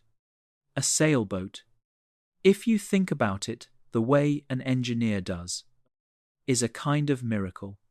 It carries no fuel. Its engine is somewhere else entirely. In the weather, in the great movements of the atmosphere. And the boat itself needs only a sheet of cloth and the wisdom to angle it. For thousands of years. That trick carried our species across every ocean on Earth. And in the 20th century, physicists began to ask a strange question. Is there a wind in space? There is. It is not made of air. It is made of light itself. Here is the gentle piece of physics at the heart of it. And you can hold it without any equations. Light pushes. When sunlight lands on your skin, it is not only warming you, it is pressing on you, very faintly, the way a breeze presses on a sail. The push is unbelievably soft. All the sunlight falling on an entire football field presses down with something on the order of the weight of a small coin. That is why you have never felt it. And why, for most of history, it was only a curiosity in physics textbooks. But the push is real. It has been measured many times. And it has one property that changes everything for a traveler. In the vacuum of space, there is no friction to erase what it gives you. The push itself weakens as you sail farther from the light. But every bit of speed you have already gained is yours to keep. Forever. A soft push that keeps adding, on a road with no resistance, can build, over months and years, to speeds no rocket has ever touched. And this is no longer theory. Spacecraft have already sailed this way. In 2010, the Japanese Space Agency flew a mission called Icaros, a small craft that unfurled a square sail thinner than a human hair and rode sunlight through the inner solar system. In 2019, the Planetary Society, a non-profit organization, flew Light Sail 2, a tiny spacecraft that measurably raised its own orbit around the Earth using nothing but the pressure of sunshine on a sail the size of a boxing ring. Small steps, but real ones. Solar sailing is not a proposal anymore. It is a demonstrated fact. But sunlight alone has a weakness for a star-bound traveler. It fades with distance, just when you want it strongest. So the modern idea, the one that brings us to the edge of current science, is this: do not rely on the sun. Make your own wind. Build a laser, or rather, a vast array of lasers acting as one, and aim that manufactured river of light at the sail, pouring energy onto it deliberately, ferociously, for as long as the beam can hold its aim. In April of 2016, this idea stepped out of the physics journals and onto the world stage. At a press conference in New York, the investor Yuri Milner, with the physicist Stephen Hawking beside him, announced a research program called Breakthrough Starshot. Its stated goal was almost outrageous in its clarity. Design a spacecraft that can reach the Alpha Centauri system within a human generation, not 70,000 years, 20, perhaps 25 years of flight. The program was funded with $100 million for its initial research phase, and its advisory board gathered some of the most respected names in physics and astronautics. Here is their design, and notice how every piece of it is shaped by the tyranny we met in the last chapter. The starship itself is not a ship at all. It is a chip, a wafer of electronics about the size of a postage stamp, weighing about a gram, carrying cameras, sensors, and a tiny laser for calling home. They call it a star chip. It rides a light sail a few yards across, thinner than a soap bubble. The entire spacecraft weighs about as much as a couple of paper clips, and the engine stays home, on the ground, most likely on some high, dry plateau, sits an array of lasers with a combined power of 100 gigawatts, which is comparable to the output of dozens of large power plants, all focused into a single coherent beam. The launch, as the project describes it, would go like this. A mothership carries a batch of star chips to orbit and releases one. The ground array locks onto its sail, and then, for just a few minutes, the beam fires. In those few minutes, the sail is accelerated harder than almost anything humans have ever accelerated. And when the beam shuts off, the chip is coasting at roughly 20% of the speed of light, 1/5 of the ultimate cosmic speed limit. At that speed, our beam of light from the bedroom lamp would still win the race to Proxima, 4 years and 3 months, against a little over 20 years. But for the first time in this entire night, the machine is on the same page of the calendar as the light, 20 years.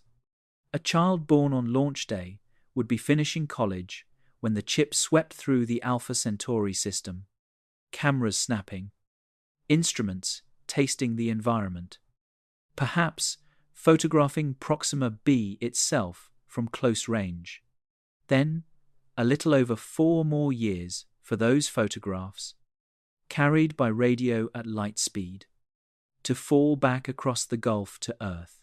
From launch to pictures in hand, roughly a quarter of a century, within a single scientific career, within, perhaps, your lifetime and mine.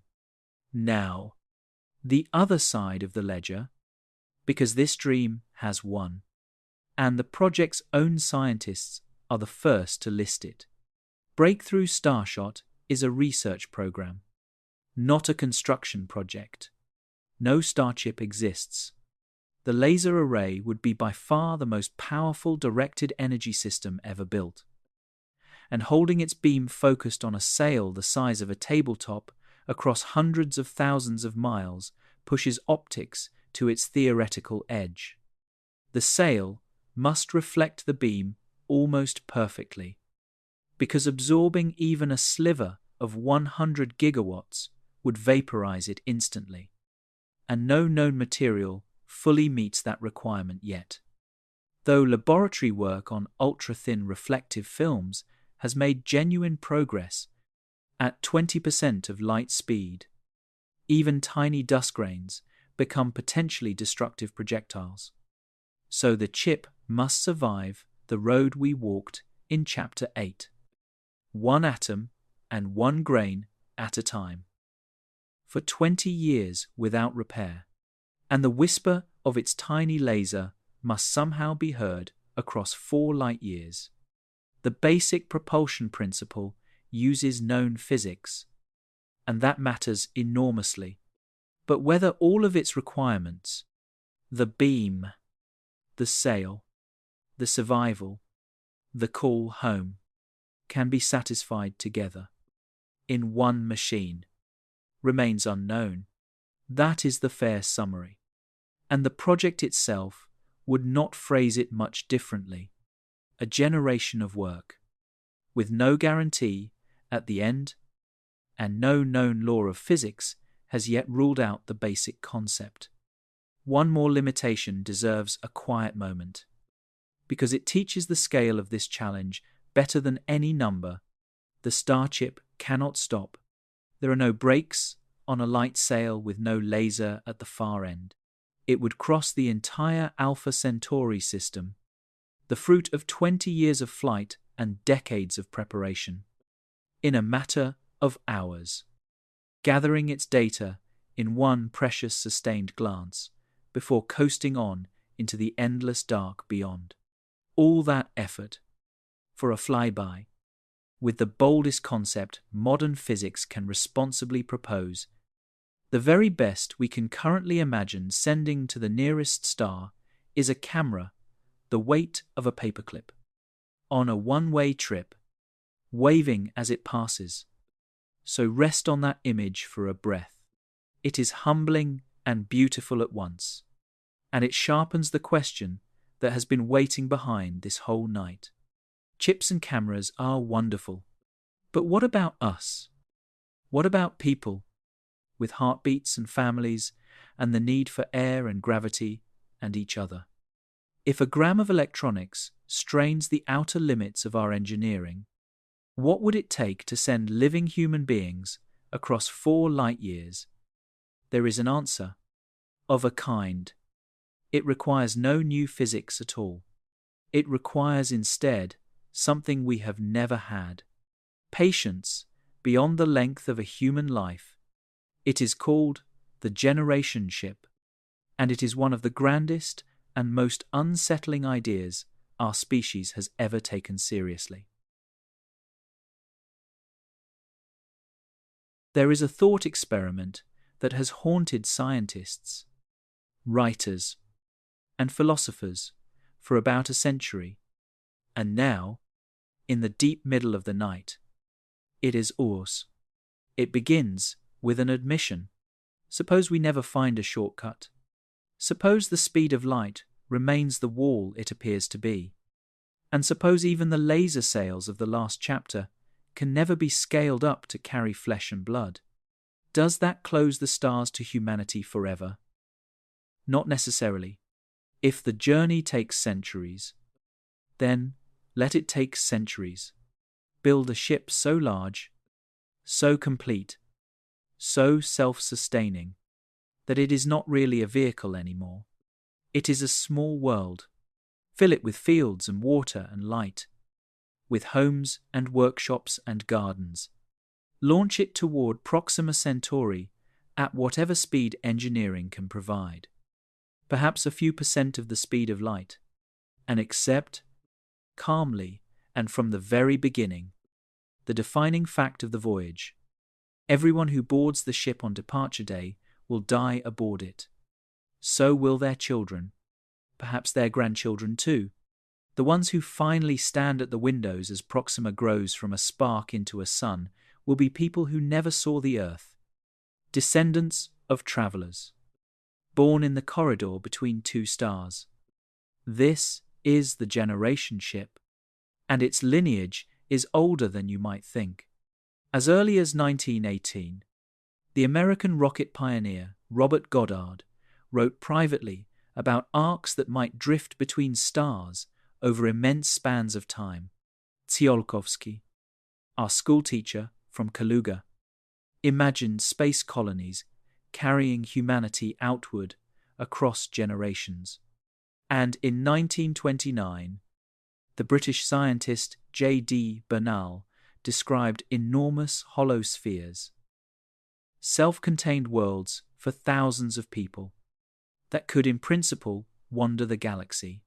Ever since, the generation ship has lived in a strange borderland between engineering study and myth, taken seriously enough that real aerospace conferences hold sessions on it, and yet so far beyond our abilities that no agency has ever drawn up a construction budget. That is its status, plainly stated, a lawful idea, sincerely studied, never attempted.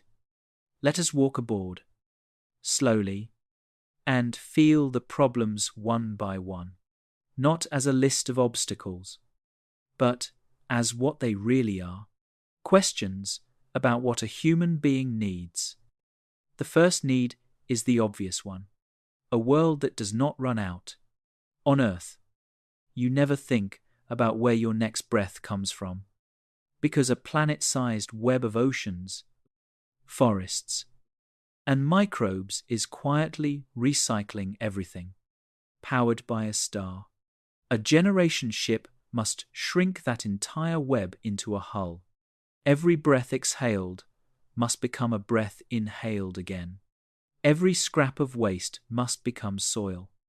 Every drop of water must circle from cloud to crop to body and back. Not for a camping trip, not for a 6-month stay on a space station, but for centuries, without a single resupply. Our best attempts at closed ecosystems so far, including the famous Biosphere 2 experiment in the Arizona desert in the early 1990s, struggled to stay balanced for even 2 years. The lesson was not that it is impossible. The lesson was that a working world is a far subtler machine than it looks, and we are still apprentices. The second need is numbers, and this one surprises people.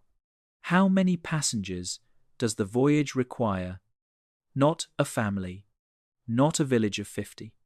Researchers who have studied the genetics of small, isolated populations, including a well-known series of analyses by the anthropologist Cameron Smith in the 2010s, generally land in the thousands, often suggesting figures on the order of 10,000. Though the true minimum depends heavily on the reproductive technology and the genetic assumptions you allow. Frozen seed banks and careful matchmaking can shrink the number. Bad luck and isolation can swell it. Too few travelers, and the colony slowly weakens, the way any tiny isolated population does. So picture what that means. The ship is not a crew quarters. It is a town, and a town is not a machine you build once. It is a pattern that must be lived every single day for 100,000 days in a row. So let us live one of those days. Just for a minute.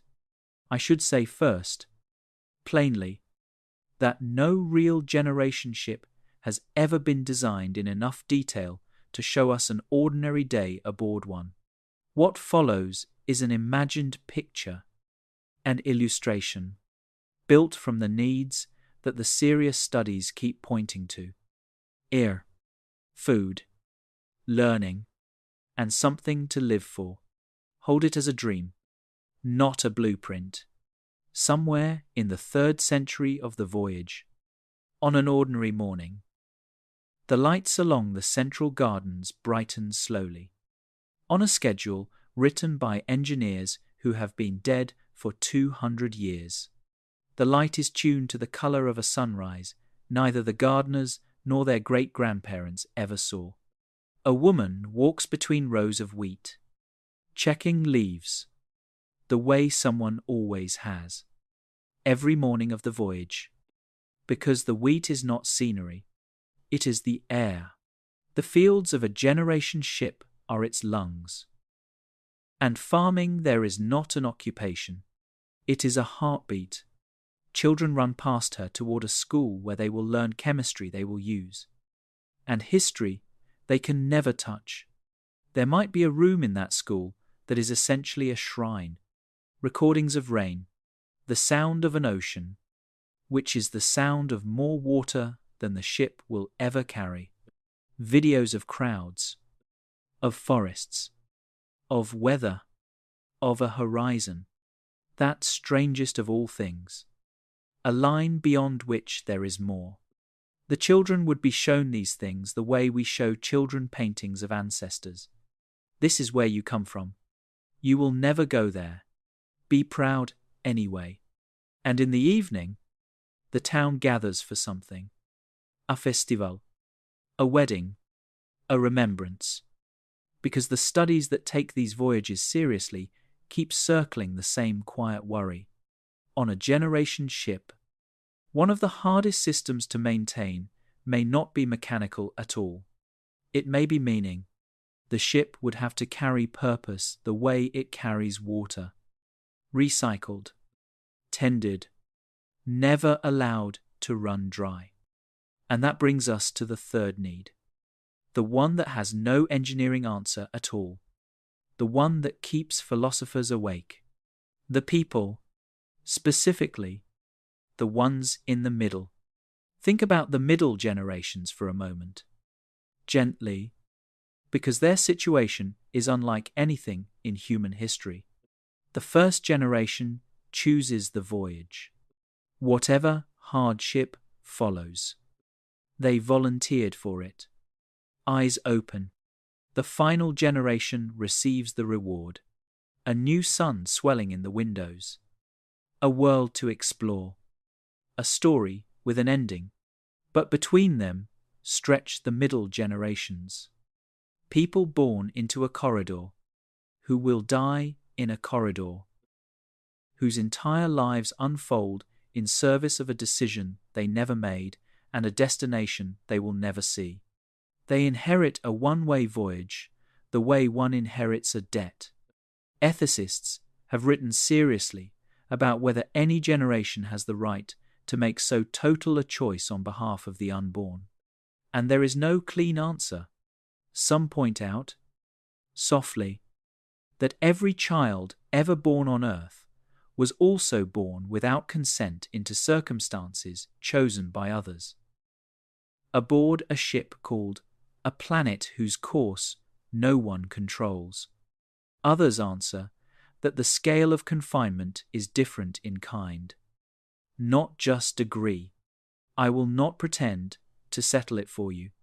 It may be the most human question in this entire journey, precisely because it has nothing to do with propulsion. History does offer one long echo, though one clue about what our species is capable of when the horizon calls, roughly 1,000 years ago and more. Polynesian navigators were crossing the open Pacific in double-hulled canoes, steering by stars and swells toward islands they could not see and could not prove were there, carrying the plants and animals and children that a new beginning would require. Each individual voyage was made within a lifetime, by sailors who hoped to stand on the new shore themselves. But the great expansion as a whole, island to island, horizon beyond horizon, unfolded across many generations, each one raising children who would sail farther than their parents. Many voyages must have ended in silence. Yet from Hawaii to New Zealand to Easter Island, the descendants of those travelers greeted the first European ships. Our species has, at least once, spent centuries walking into an ocean on faith, The ocean was smaller. The courage was not. And still, having honored the idea, we should fold its hands gently and set it down. Because when engineers actually run the numbers on a generation ship, the same cruel arithmetic from the rocket equation returns. Wearing a heavier coat, a ship massive enough to hold a town and its biosphere, accelerated to even a few % of light speed, demands energies that dwarf anything our civilization currently produces. The structure must survive centuries of radiation and micrometeorite weather without a dry dock. The society aboard must remain stable, sane, and skilled for longer than most nations on Earth have existed. None of this is forbidden by physics. All of it is beyond us, and likely beyond the next several generations of us. The generation ship remains what it has been for 100 years. A mirror. We build it in our minds, and it shows us not the stars, but ourselves, our fragility, our stubbornness, our strange willingness to plant seeds under trees whose shade we will never sit in. Rest here a moment. Let the town in the corridor fade like a dream you are allowed to keep, because as we drift toward the next chapter, a new thought stirs, one that changes the problem entirely. Everything hard about the generation ship comes from one single fact. The passengers are awake. Awake people need food, space, schools, meaning, an entire portable civilization. So what if they were not awake? What if the crew could sleep, truly sleep, for decades, waking only at the destination, having skipped the corridor entirely? And stranger still, what if the universe itself offers a version of this bargain for free? Because it does. Einstein found it more than a century ago, hiding in the nature of time itself. Travel fast enough, and the voyage genuinely shortens, not in your imagination, but on your clock and in your body. Sleep and the strange mercy of time are next. There is something fitting about this chapter, because it is about sleep, and if I have done my job, you are closer to it now than when we began. So let this part of the journey be the gentlest one. We are going to talk about two kinds of mercy. The mercy of sleeping through a long voyage, and a deeper, stranger mercy written into the fabric of the universe, one that no one has ever quite gotten used to. Begin with the first mercy. Sleep. Everything that made the generation ship so heavy, so vast, so morally tangled, came from one single fact. The passengers were awake. But nature, here on Earth, has been quietly demonstrating an alternative for millions of years.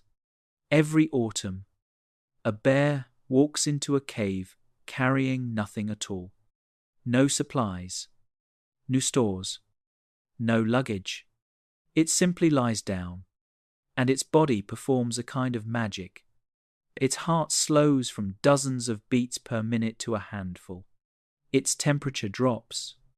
Its metabolism, the furnace of its life, turns down to embers. For months the bear does not eat, does not drink, and wakes in the spring, thinner but alive, having crossed the entire winter the way a stone skips across a pond, touching it only light. Ground squirrels go further still.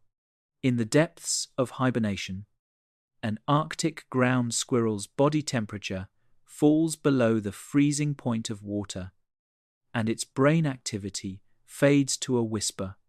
Then, months later, it simply reboots, warm and whole.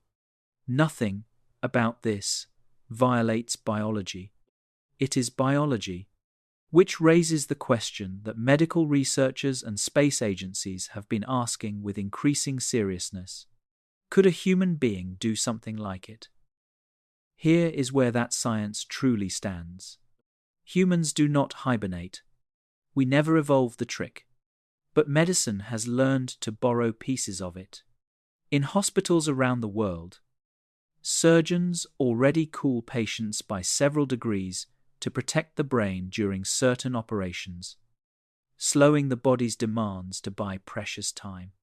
This is called therapeutic hypothermia, and it is routine, real, and life-saving. Researchers working with NASA and with the European Space Agency have studied stretching such states from hours into days or weeks for long space flights. And teams in Europe have published work on what they call synthetic torpor, the artificial triggering of a hibernation-like state. In 2020, a research group in Japan, led by Takeshi Sakurai, reported finding neurons in the brains of mice that, when stimulated, sent the animals into a days-long torpor on command. A switch. In other words, a sleep switch, at least in mice. But mice are not people. Days are not decades. And no human being has ever been placed in true, long-term hibernation. Anyone who tells you otherwise is telling you fiction. What is real is the direction of the research, and the prize it points toward. A sleeping crew would still need care, machines, nutrients, and watchful systems, but it might need far less food, far less space, and far less of everything that made the generation ship a town. The ship shrinks back into a vessel. The middle generations, with all their unchosen lives, simply never exist. The travelers who leave are the travelers who arrive, having skipped the corridor the way the bear skips the winter. That is the first mercy, and it remains a hope rather than a tool. The second mercy is not a hope.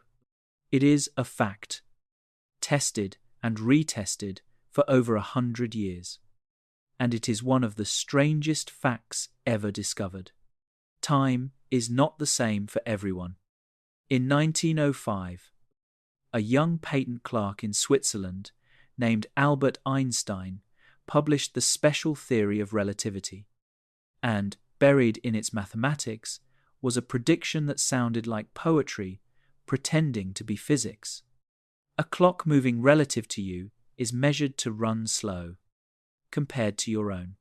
Not because of any flaw in the clock, because time itself flows at different rates for travelers moving at different speeds.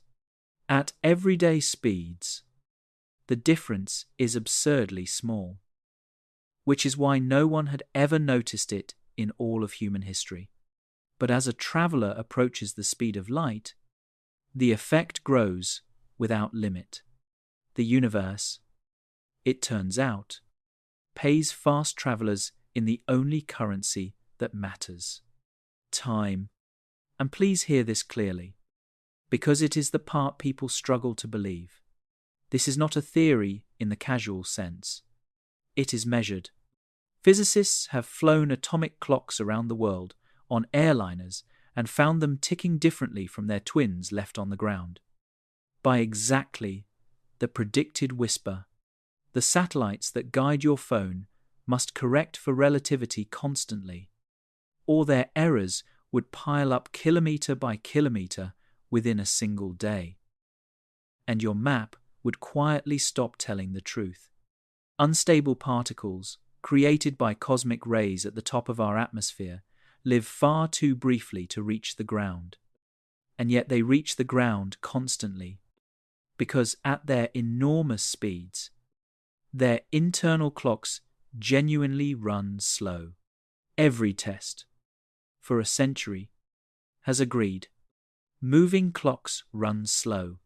Time is personal.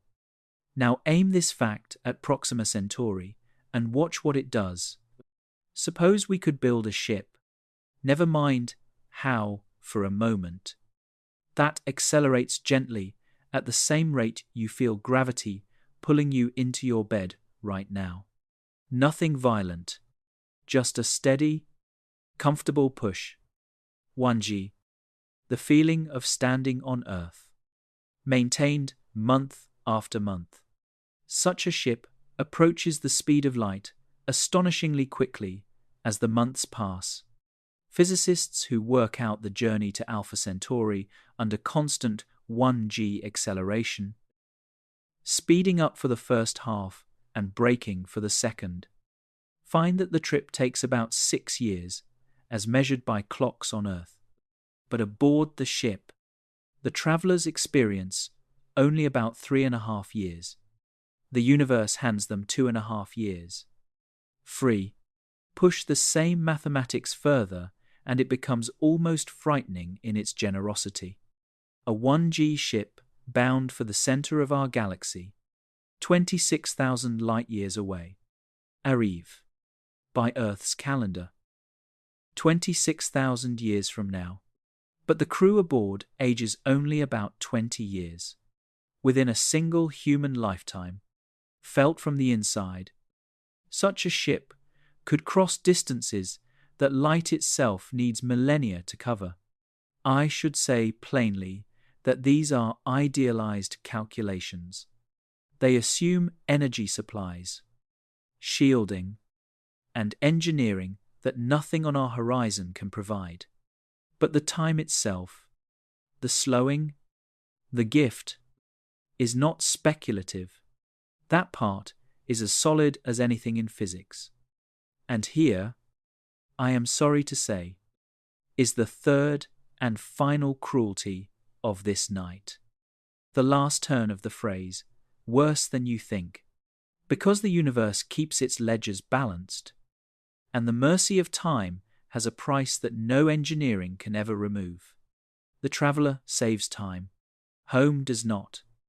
Our crew, returning from a fast round trip to Proxima, might have aged 7 years, while Earth aged 12 or more. Uncomfortable, but bearable. Push to farther stars, and the arithmetic turns heartbreaking. A traveler could return from a deep voyage having aged 20 years. To an Earth where centuries have passed, younger than her own great-great-grandchildren, everyone she loved, gone, not to tragedy, just to time, ordinary time, flowing at the old rate while hers flowed at the new one. The starship becomes a one-way door, not through space, but through history. This is the cost the universe writes into every fast ticket. You may go.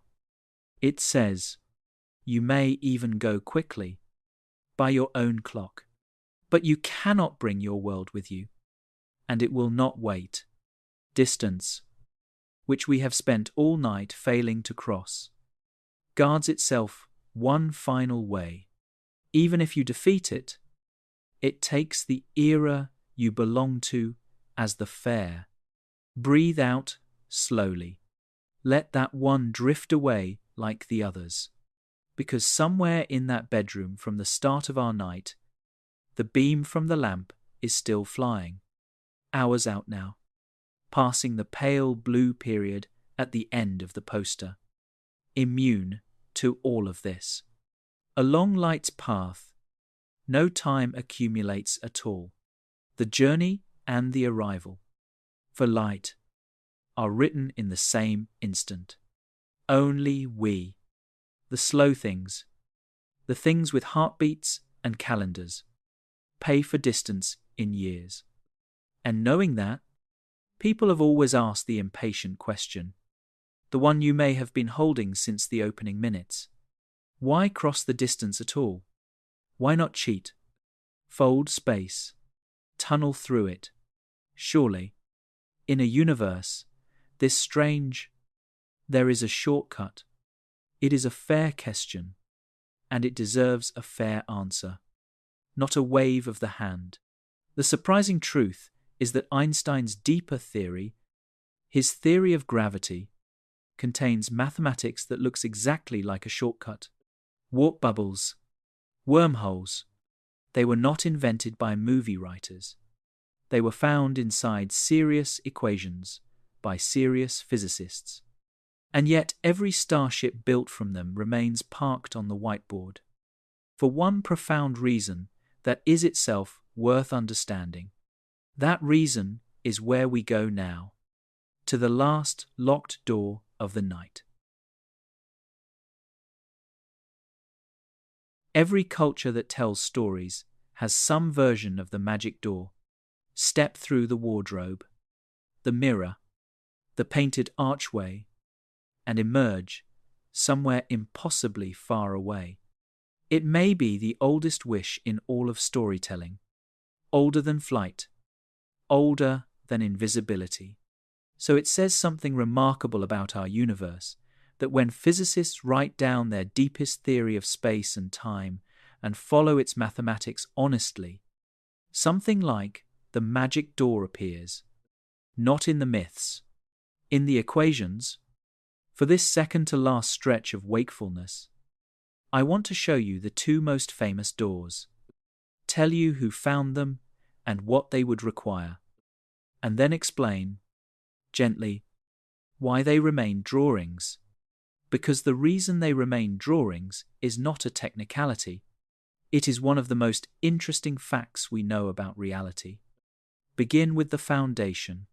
In 1915, Einstein published General Relativity, his theory of gravity, and it changed what space means. Space, in this theory, is not an empty stage. It is a fabric, a flexible medium that bends and stretches in response to matter and energy. The Earth circles the Sun not because a force drags it around, but because the Sun's mass has curved the space around it, and the Earth is simply coasting along the curve. The way a marble rolls around the inside of a bowl. This is not metaphor. The bending of space has been measured 1,000 ways.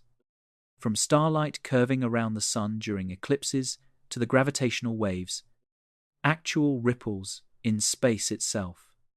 First detected by the LIGO observatories in 2015, when two black holes collided over 1 billion light-years away. Space bends. That much is settled.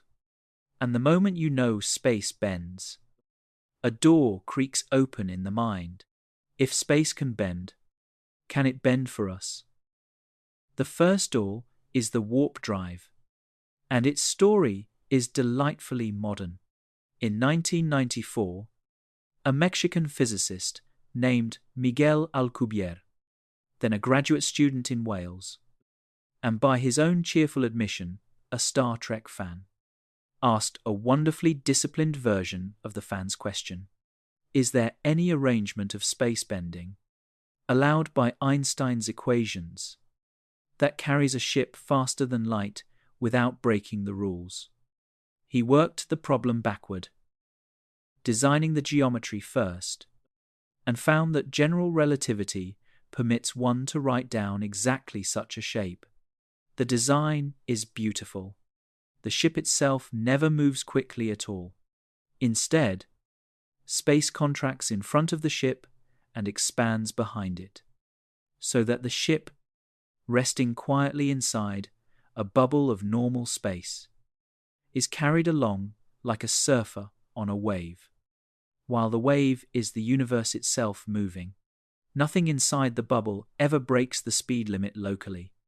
The cosmic speed limit applies to things moving through space, and the Alcubierre bubble slyly moves space itself. The geometry is mathematically legitimate within the assumptions of the model. It was published in a respected journal. It has been examined for 30 years. And, as a piece of mathematics, it stands. Whether such a bubble could ever be created, stabilized, or steered is another matter entirely. and physicists have raised serious problems on every one of those fronts. The second door is older and deeper. The wormhole. As early as 1935, Einstein himself, working with his colleague Nathan Rosen, found that the equations of general relativity permit tunnels, bridges connecting two distant regions of space, as if the fabric of the universe were folded over and pierced. For decades, these bridges were considered mathematical curiosities, collapsing too quickly for anything to pass. Then, in 1988, the physicist Kip Thorne, who would later win a Nobel Prize for his work on gravitational waves, examined with his students what it would take to hold a wormhole open as a genuine passage. Their motivation, wonderfully, was a request from Carl Sagan, who wanted the space travel in his novel Contact to be scientifically defensible. Thorne's answer became a famous paper. A traversable wormhole is permitted by the equations. Step in here and, in the idealized geometry, emerge far away after a journey far shorter than crossing the space between. No speed limit broken, because you never crossed that space at all. So there they are, two doors, drawn by legitimate physicists, standing in the mathematics of our best-tested theory of gravity. Why, then, does every one of them remain on the whiteboard? Here is the heart of it. Without jargon, the familiar, faster-than-light versions of both doors, when you read their blueprints carefully, call for the same extraordinary ingredient. To bend space in these particular ways, the equations demand negative energy. Pick up anything near you in your mind. A book, a cup, a stone from a beach. Feel its small weight pressing down into your palm. Every object you have ever held presses down like that. Every atom in the universe, as far as we have ever measured, pulls and is pulled. The doors require something stranger than the opposite of that. Not simply a familiar material with an upward weight, but regions of space whose energy is, in a precise technical sense, less than nothing, less than the empty vacuum itself, and not a sprinkle of it. Alcubierre's original bubble required negative energy in quantities comparable to the mass of stars, converted to pure exotic energy. Later, refinements have shrunk the requirement enormously, but they have never removed it. The wormhole is the same. Without exotic matter threading the tunnel, it snaps shut faster than light could cross it. And here is the crucial fact about negative energy. In every laboratory, in every observation, in every experiment humanity has ever performed, matter and energy come in one sign. Positive. Physics does know of one tiny, real, laboratory-verified glimmer, a quantum phenomenon called the Casimir effect, in which the space between two metal plates held almost touching contains, in a precise technical sense, slightly less than nothing. The effect is real and measured. It is also fantastically small, and quantum theory itself appears to enforce strict rules, sometimes called quantum inequalities, that keep negative energy tiny, brief, and always chaperoned by larger positive debts nearby. As far as anyone can tell, the universe permits negative energy the way a strict bank permits overdrafts. A few pennies, for a few moments, always repaid. The doors require oceans of it, held open for years. The ingredient is not known to exist in the required form or quantity. anywhere, and it may not be able to. So, this is why the warp drive stays parked. Not because the geometry fails, because a blueprint is not a building, and these blueprints call for a brick that nature has never once shown us. It is the difference between an idea being wrong and an idea being, so far, unfunded by the universe. And I want to be careful and fair here, because this is a living field, not a closed one. Physicists continue to probe the edges. In 2021, researchers published proposals for warp bubble geometries built from purely positive energy. Though these designs move slower than light and face their own severe problems, others study whether quantum gravity, the deeper theory we have not yet found, might loosen or tighten the rules. The fair summary is this: nothing we know absolutely forbids the magic door. Everything we know charges a price for it that nothing in the known universe has ever been seen to pay. There is one more quiet reason many physicists suspect the doors stay shut, and it is worth hearing as you drift. Faster than light travel, in relativity, is not merely fast. The same mathematics that would let a ship outrun light would, with a little cleverness, let it arrive before it departed. It would make time travel into the past constructible, with all the paradoxes that follow. Some physicists, including Stephen Hawking, suspected that the deep laws of nature conspire, always and everywhere, to protect the orderly flow of cause and effect. He called it, with his usual smile, the chronology protection conjecture.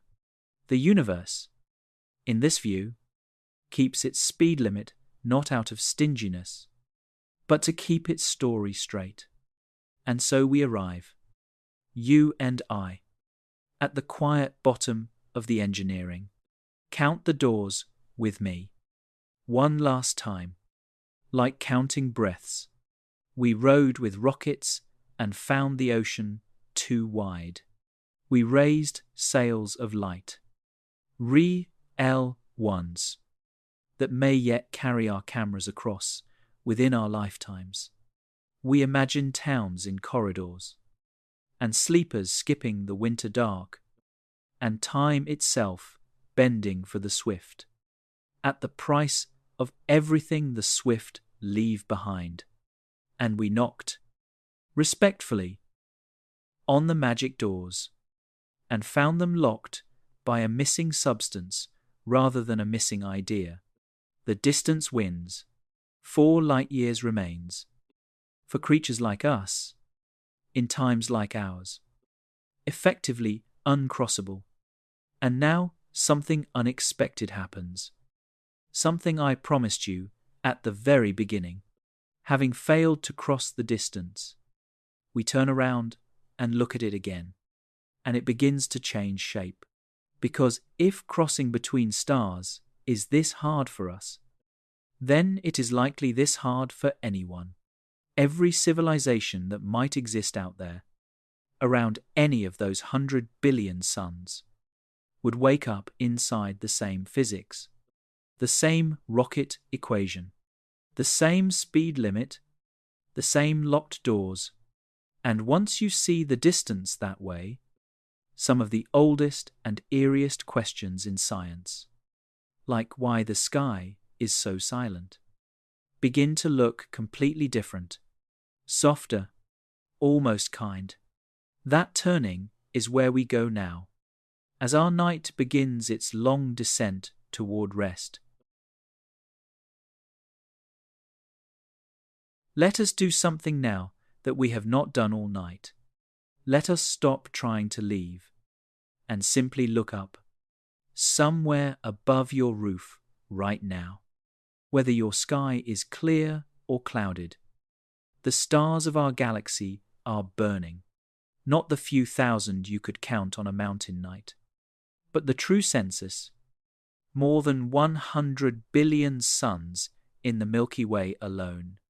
All night, we have wrestled with the gulf between our sun and just one of them, the very nearest one. Now multiply that gulf in every direction 100 billion times, and you have the real architecture of our galaxy: islands of fire, oceans of dark. And into that architecture, we can finally place a question that a physicist asked over lunch in 1950 at Los Alamos, in New Mexico. The great Enrico Fermi was eating with colleagues when the table talk drifted to flying saucer cartoons and the possibility of other civilizations. Fermi went quiet for a while, the story goes, and then put down his fork and asked, "Where is everybody?" It is a fair question, and it deserves to be felt properly. The universe is nearly 14 billion years old. Our galaxy holds those 100 billion suns. And we now know, from decades of planet hunting, that planets are not rare. They are the rule. Most stars appear to have them. Billions of worlds, by conservative counting, sit in temperate zones around their stars. 14 billion years is time enough for civilizations to rise and fall 1,000 times over. And yet, in more than 60 years of listening with radio telescopes, humanity has found nothing it can stand behind. No confirmed signal, no verified visitor, no accepted trace of any technology but our own. Silence. So far. Everywhere. Scientists call this tension the Fermi paradox, and entire books have been written proposing solutions to it. Some are grim. Perhaps civilizations destroy themselves. Some are lonely. Perhaps life is almost impossibly rare, and we are nearly alone. Some are eerie. Perhaps everyone is hiding. But after everything you and I have crossed together, I want to offer you a different lens, one that our whole journey has quietly been building. Let me be clear about what it is. It is not an official solution with a famous name attached, though it overlaps with arguments about distance and energy that serious researchers have long discussed. It is a perspective, not a proof. It is simply what the silence looks like from where we now sit. And from where we now sit, the silence looks like this. Maybe nobody is missing. Maybe everybody is simply home. Think about what we learned, and now imagine it applying not just to us, but to everyone, every civilization that might exist around any of those 100 billion suns, wakes up inside the same universe we did. Their chemistry burns with the same fires. Their rockets obey the same tyrannical equation that a schoolteacher wrote down in his notebooks in Kaluga. Their space is guarded by the same speed limit. Their matter, as far as all our observations reach, comes in the same stubbornly positive sign, and so their magic doors are locked by the same missing brick. If physics is the same everywhere, and every test we have ever made says it is, then the ocean we failed to cross is the same ocean lapping at every shore in the galaxy. Seen this way, the great silence stops sounding like an empty house and starts sounding like a quiet neighborhood, not abandoned, settled, a galaxy where every home stands behind its own moat of light years, where visiting is so ruinously expensive that perhaps almost no one, anywhere, has ever paid the price. Moats, everywhere, around every sun, the same wide water of dark, uncrossed, not for lack of longing, but for the simple, universal cost of the crossing. And feel, now, what the moat gives. We have spent hours mourning it from the inside. But a moat has two banks. Nothing out there can easily reach us.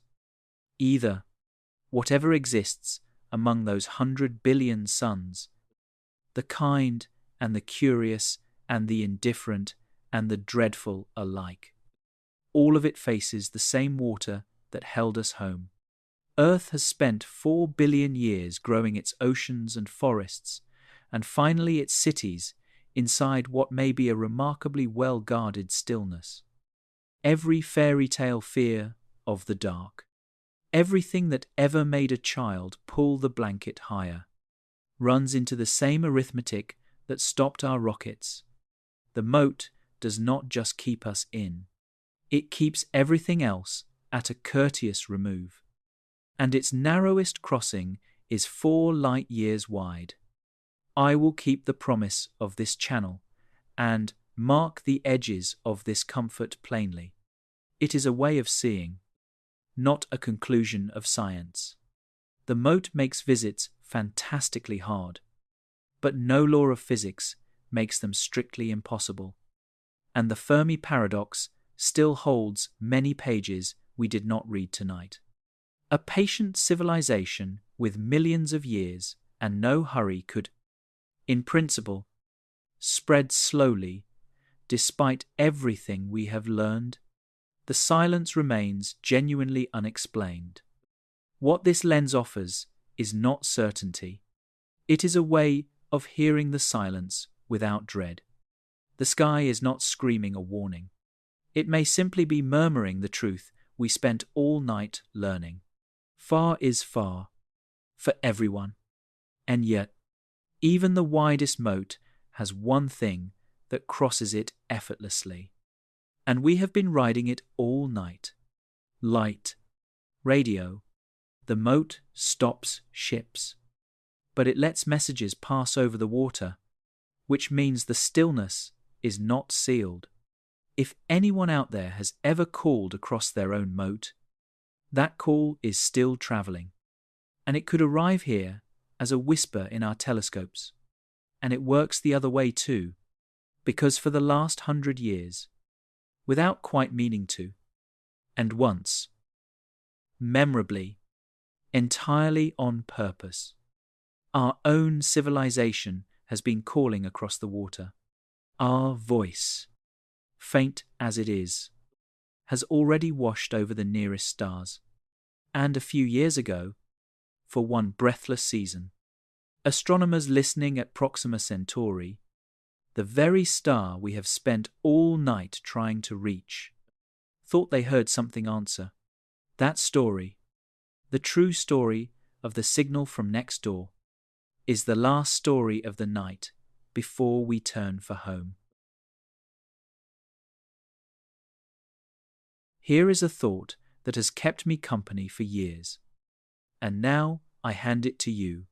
You cannot visit Proxima Centauri. Neither can I, and we now know exactly why. And yet, something of ours may already be there. Follow the idea gently. Radio waves are light. They travel at the same ultimate speed as the beam we rode at the start of the night, and they pass through the interstellar dark with almost nothing to stop them.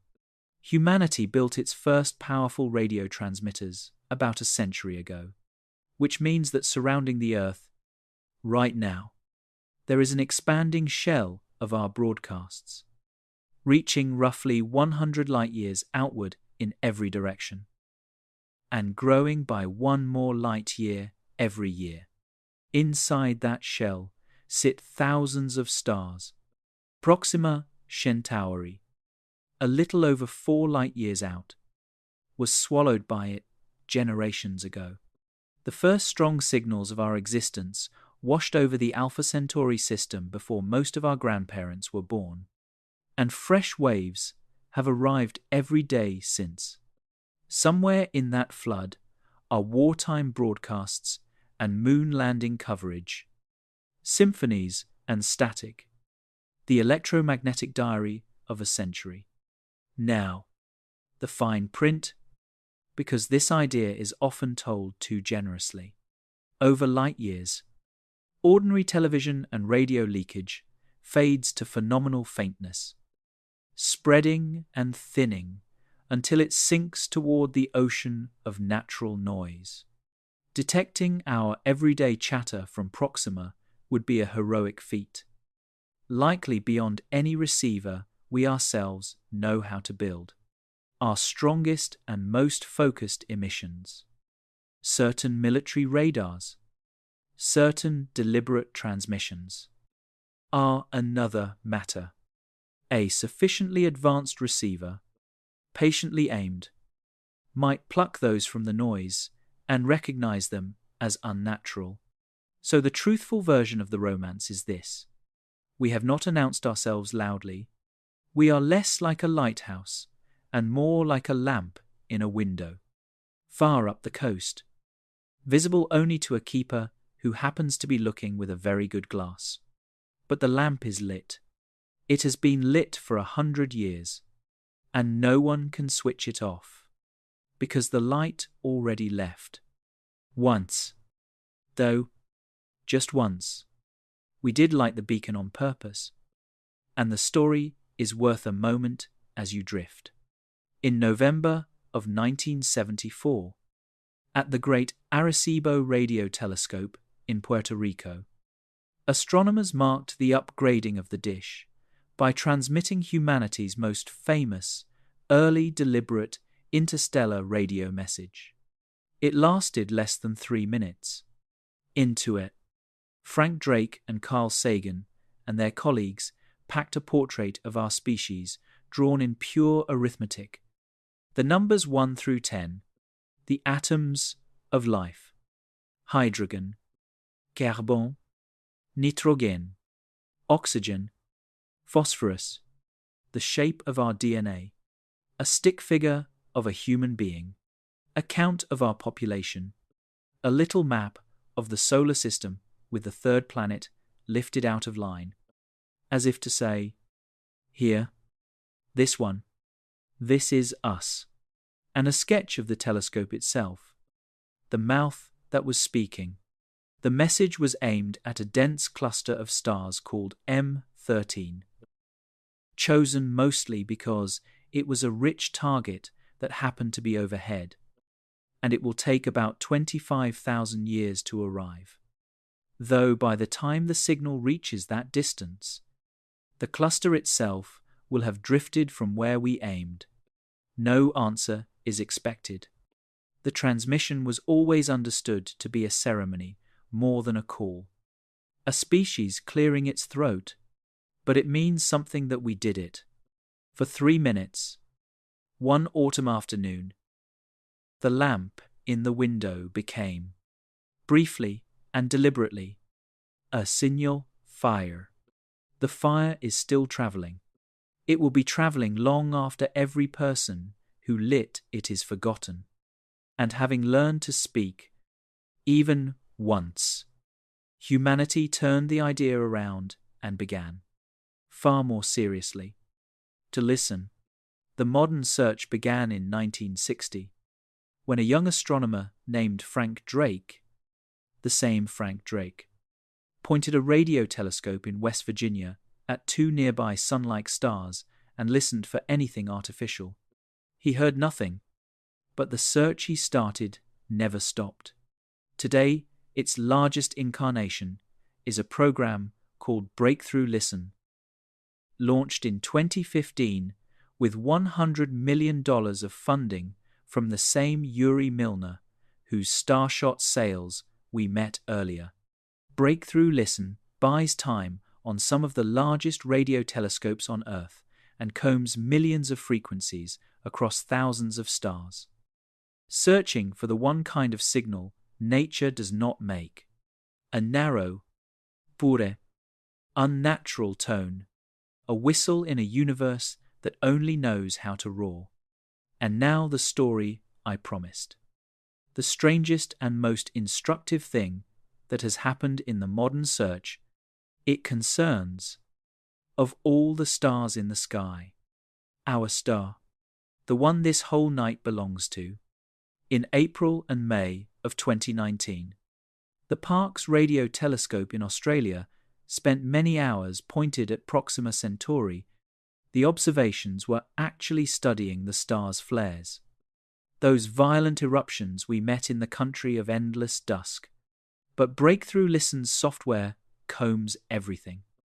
And in 2020, a young intern named Shane Smith, scanning the archived data, found something that made experienced scientists sit up straight. A narrow radio tone near 982 MHz. Pure, like a held note, present for hours. And here was the detail that raised every eyebrow in the field. The tone appeared only when the telescope pointed at Proxima, and vanished when the telescope nodded away to check the sky beside it. That is exactly the behavior a real signal from the star should show. Human interference. The endless chatter of our own devices usually pollutes every direction at once. This did not. The team gave it a designation. Breakthrough Listen Candidate 1. BLC1. The first candidate in the program's history to earn that name. For a little while, quietly, inside one of the most careful scientific teams on Earth, there existed the live possibility that the keeper up the coast had answered.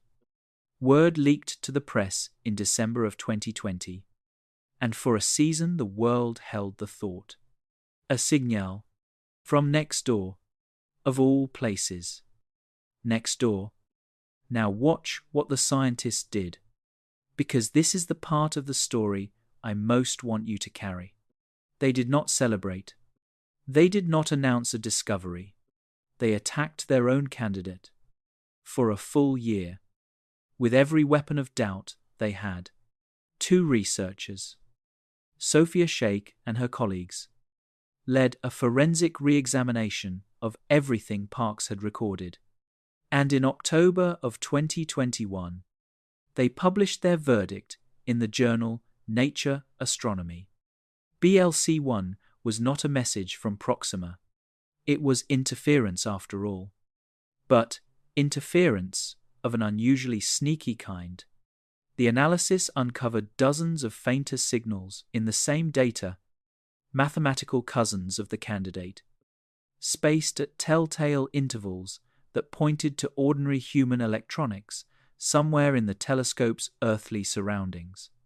The exact device responsible was never conclusively identified, and it did not need to be. The family resemblance was proof enough of a local, technological, human origin, one whose signal happened, by sheer bad luck, to drift in and out in a pattern that mimicked the sky. The universe had not spoken. Somewhere, a gadget had hiccuped. With uncanny timing, you might expect that ending to feel like a loss. I find it feels like the opposite. And here is why. The system worked. A tantalizing candidate, pointing at the most storied star in the sky, carrying a century of human longing on its back, was examined without mercy and correctly dismissed. No one bent the evidence toward the answer everyone wanted, and in the process, the search grew sharper. Because the analysis taught radio astronomers a whole new category of false alarm to guard against. When a real signal finally comes, if it ever comes, it will have to survive exactly this gauntlet, and that is precisely what will make it believable. Science is not the art of finding what we hope for. It is the art of remaining trustworthy in the presence of hope. That season at Parkes, and the year of doubt that followed, was the search at its very best, empty-handed and utterly clean. So where does that leave us? Here, at the edge of sleep.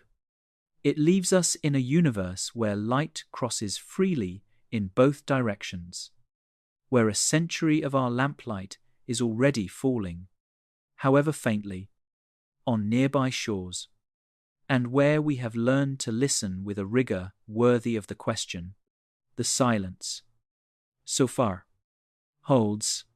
But notice what kind of silence it has become for you. Hours ago, the silence of the stars might have sounded like absence, like a dead line, like an empty house. Now you know better. It is the silence of distance, the same silence that separates lighthouse keepers on far-apart islands. Each one real, each one warm, each one simply out of range of the other's lamp. The quiet above your roof is not the quiet of a vacant universe. It is the quiet of a universe where everything is very, very far away. And after tonight, you know, better than almost anyone, exactly how far that is, and what it costs to cross, and why crossings, if they happen at all, may be extraordinarily rare. One chapter remains. It has no numbers in it that you need to hold, and no machines, and no equations. It is about coming home. Because the strangest gift of a journey like this one is what the destination teaches you about the place you started. We left, hours ago, from a bedroom with a lamp. It is time to drift back to it.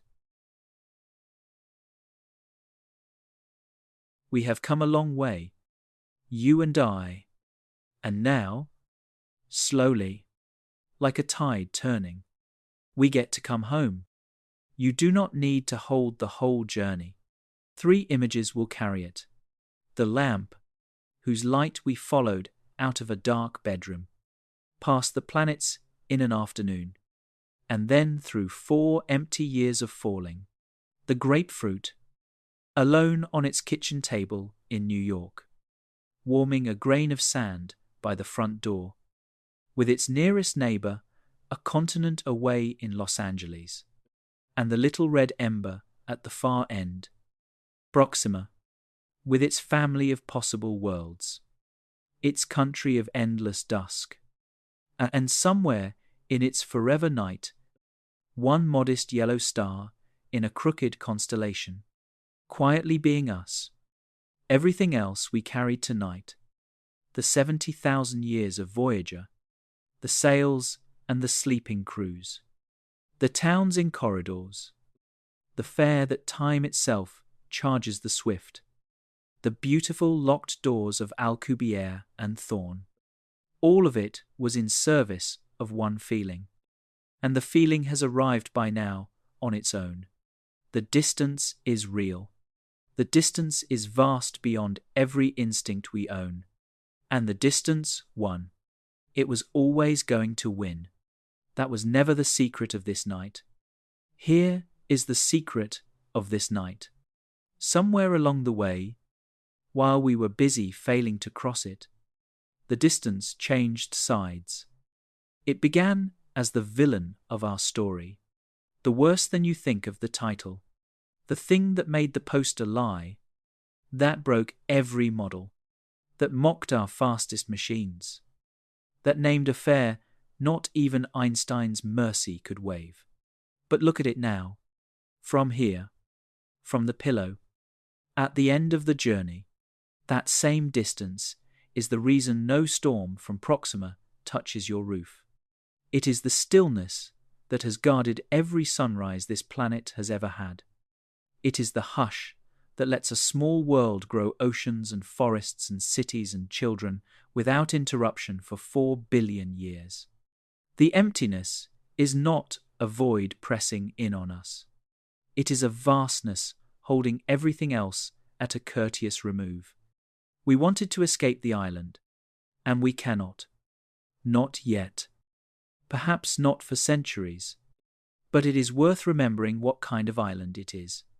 It is the one with the water, the one with the air, the one where, tonight, somewhere, rain is falling on leaves, and every person you have ever loved is within a few hours of you by ordinary machines, huddled together on the same grain of sand, 50 feet from the grapefruit. With the porch light on, astronomers sometimes point out a quiet irony that I think about often. We spent all night straining toward the nearest star, and yet, by every measure that matters to a living creature, we already orbit the best star we know of, a steady, calm, middle-aged sun, not given to the violent tantrums of the red dwarfs, holding its temperate zone wide and warm, with a shielded blue world sitting perfectly inside it. If you were shopping among the 100 billion suns of the galaxy for a place to be alive, the honest listing would bring you here. The journey of 4 light years, if anyone out there could make it, would be made in our direction.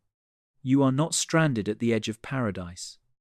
Looking in, you are home in it.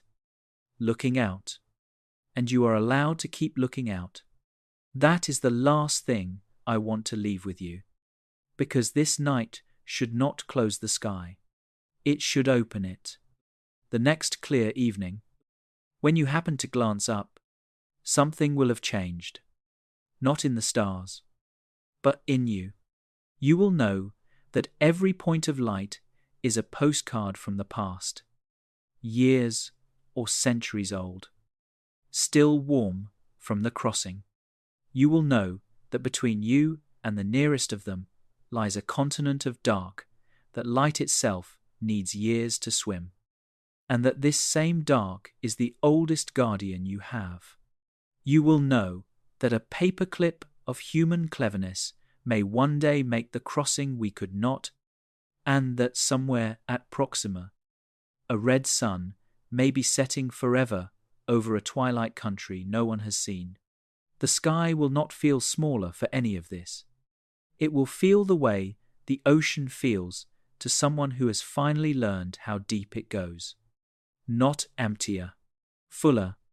So let the numbers go now. Every one of them. Let them dissolve like road signs behind a night driver. They did their work. What remains, what was always the point, is the feeling. And the feeling is this: you live in a quiet neighborhood, on the kindest street in the known universe, behind a stillness 4 light years wide at its narrowest, under a sky full of neighbors too far to visit and too beautiful to ignore. The silence above your roof is not loneliness. It is peace. 4 light years of peace, in every direction, holding you exactly where you are. The lamp is off, the light that left it hours ago, at the start of our story, is out past the planets now, past the edge of the sun's breath, still going, carrying a little of this room toward the stars. Let it go. It does not need you anymore, and you do not need to follow it. You have somewhere better to be. Rest now. The distance will keep the watch. It always has. Good night.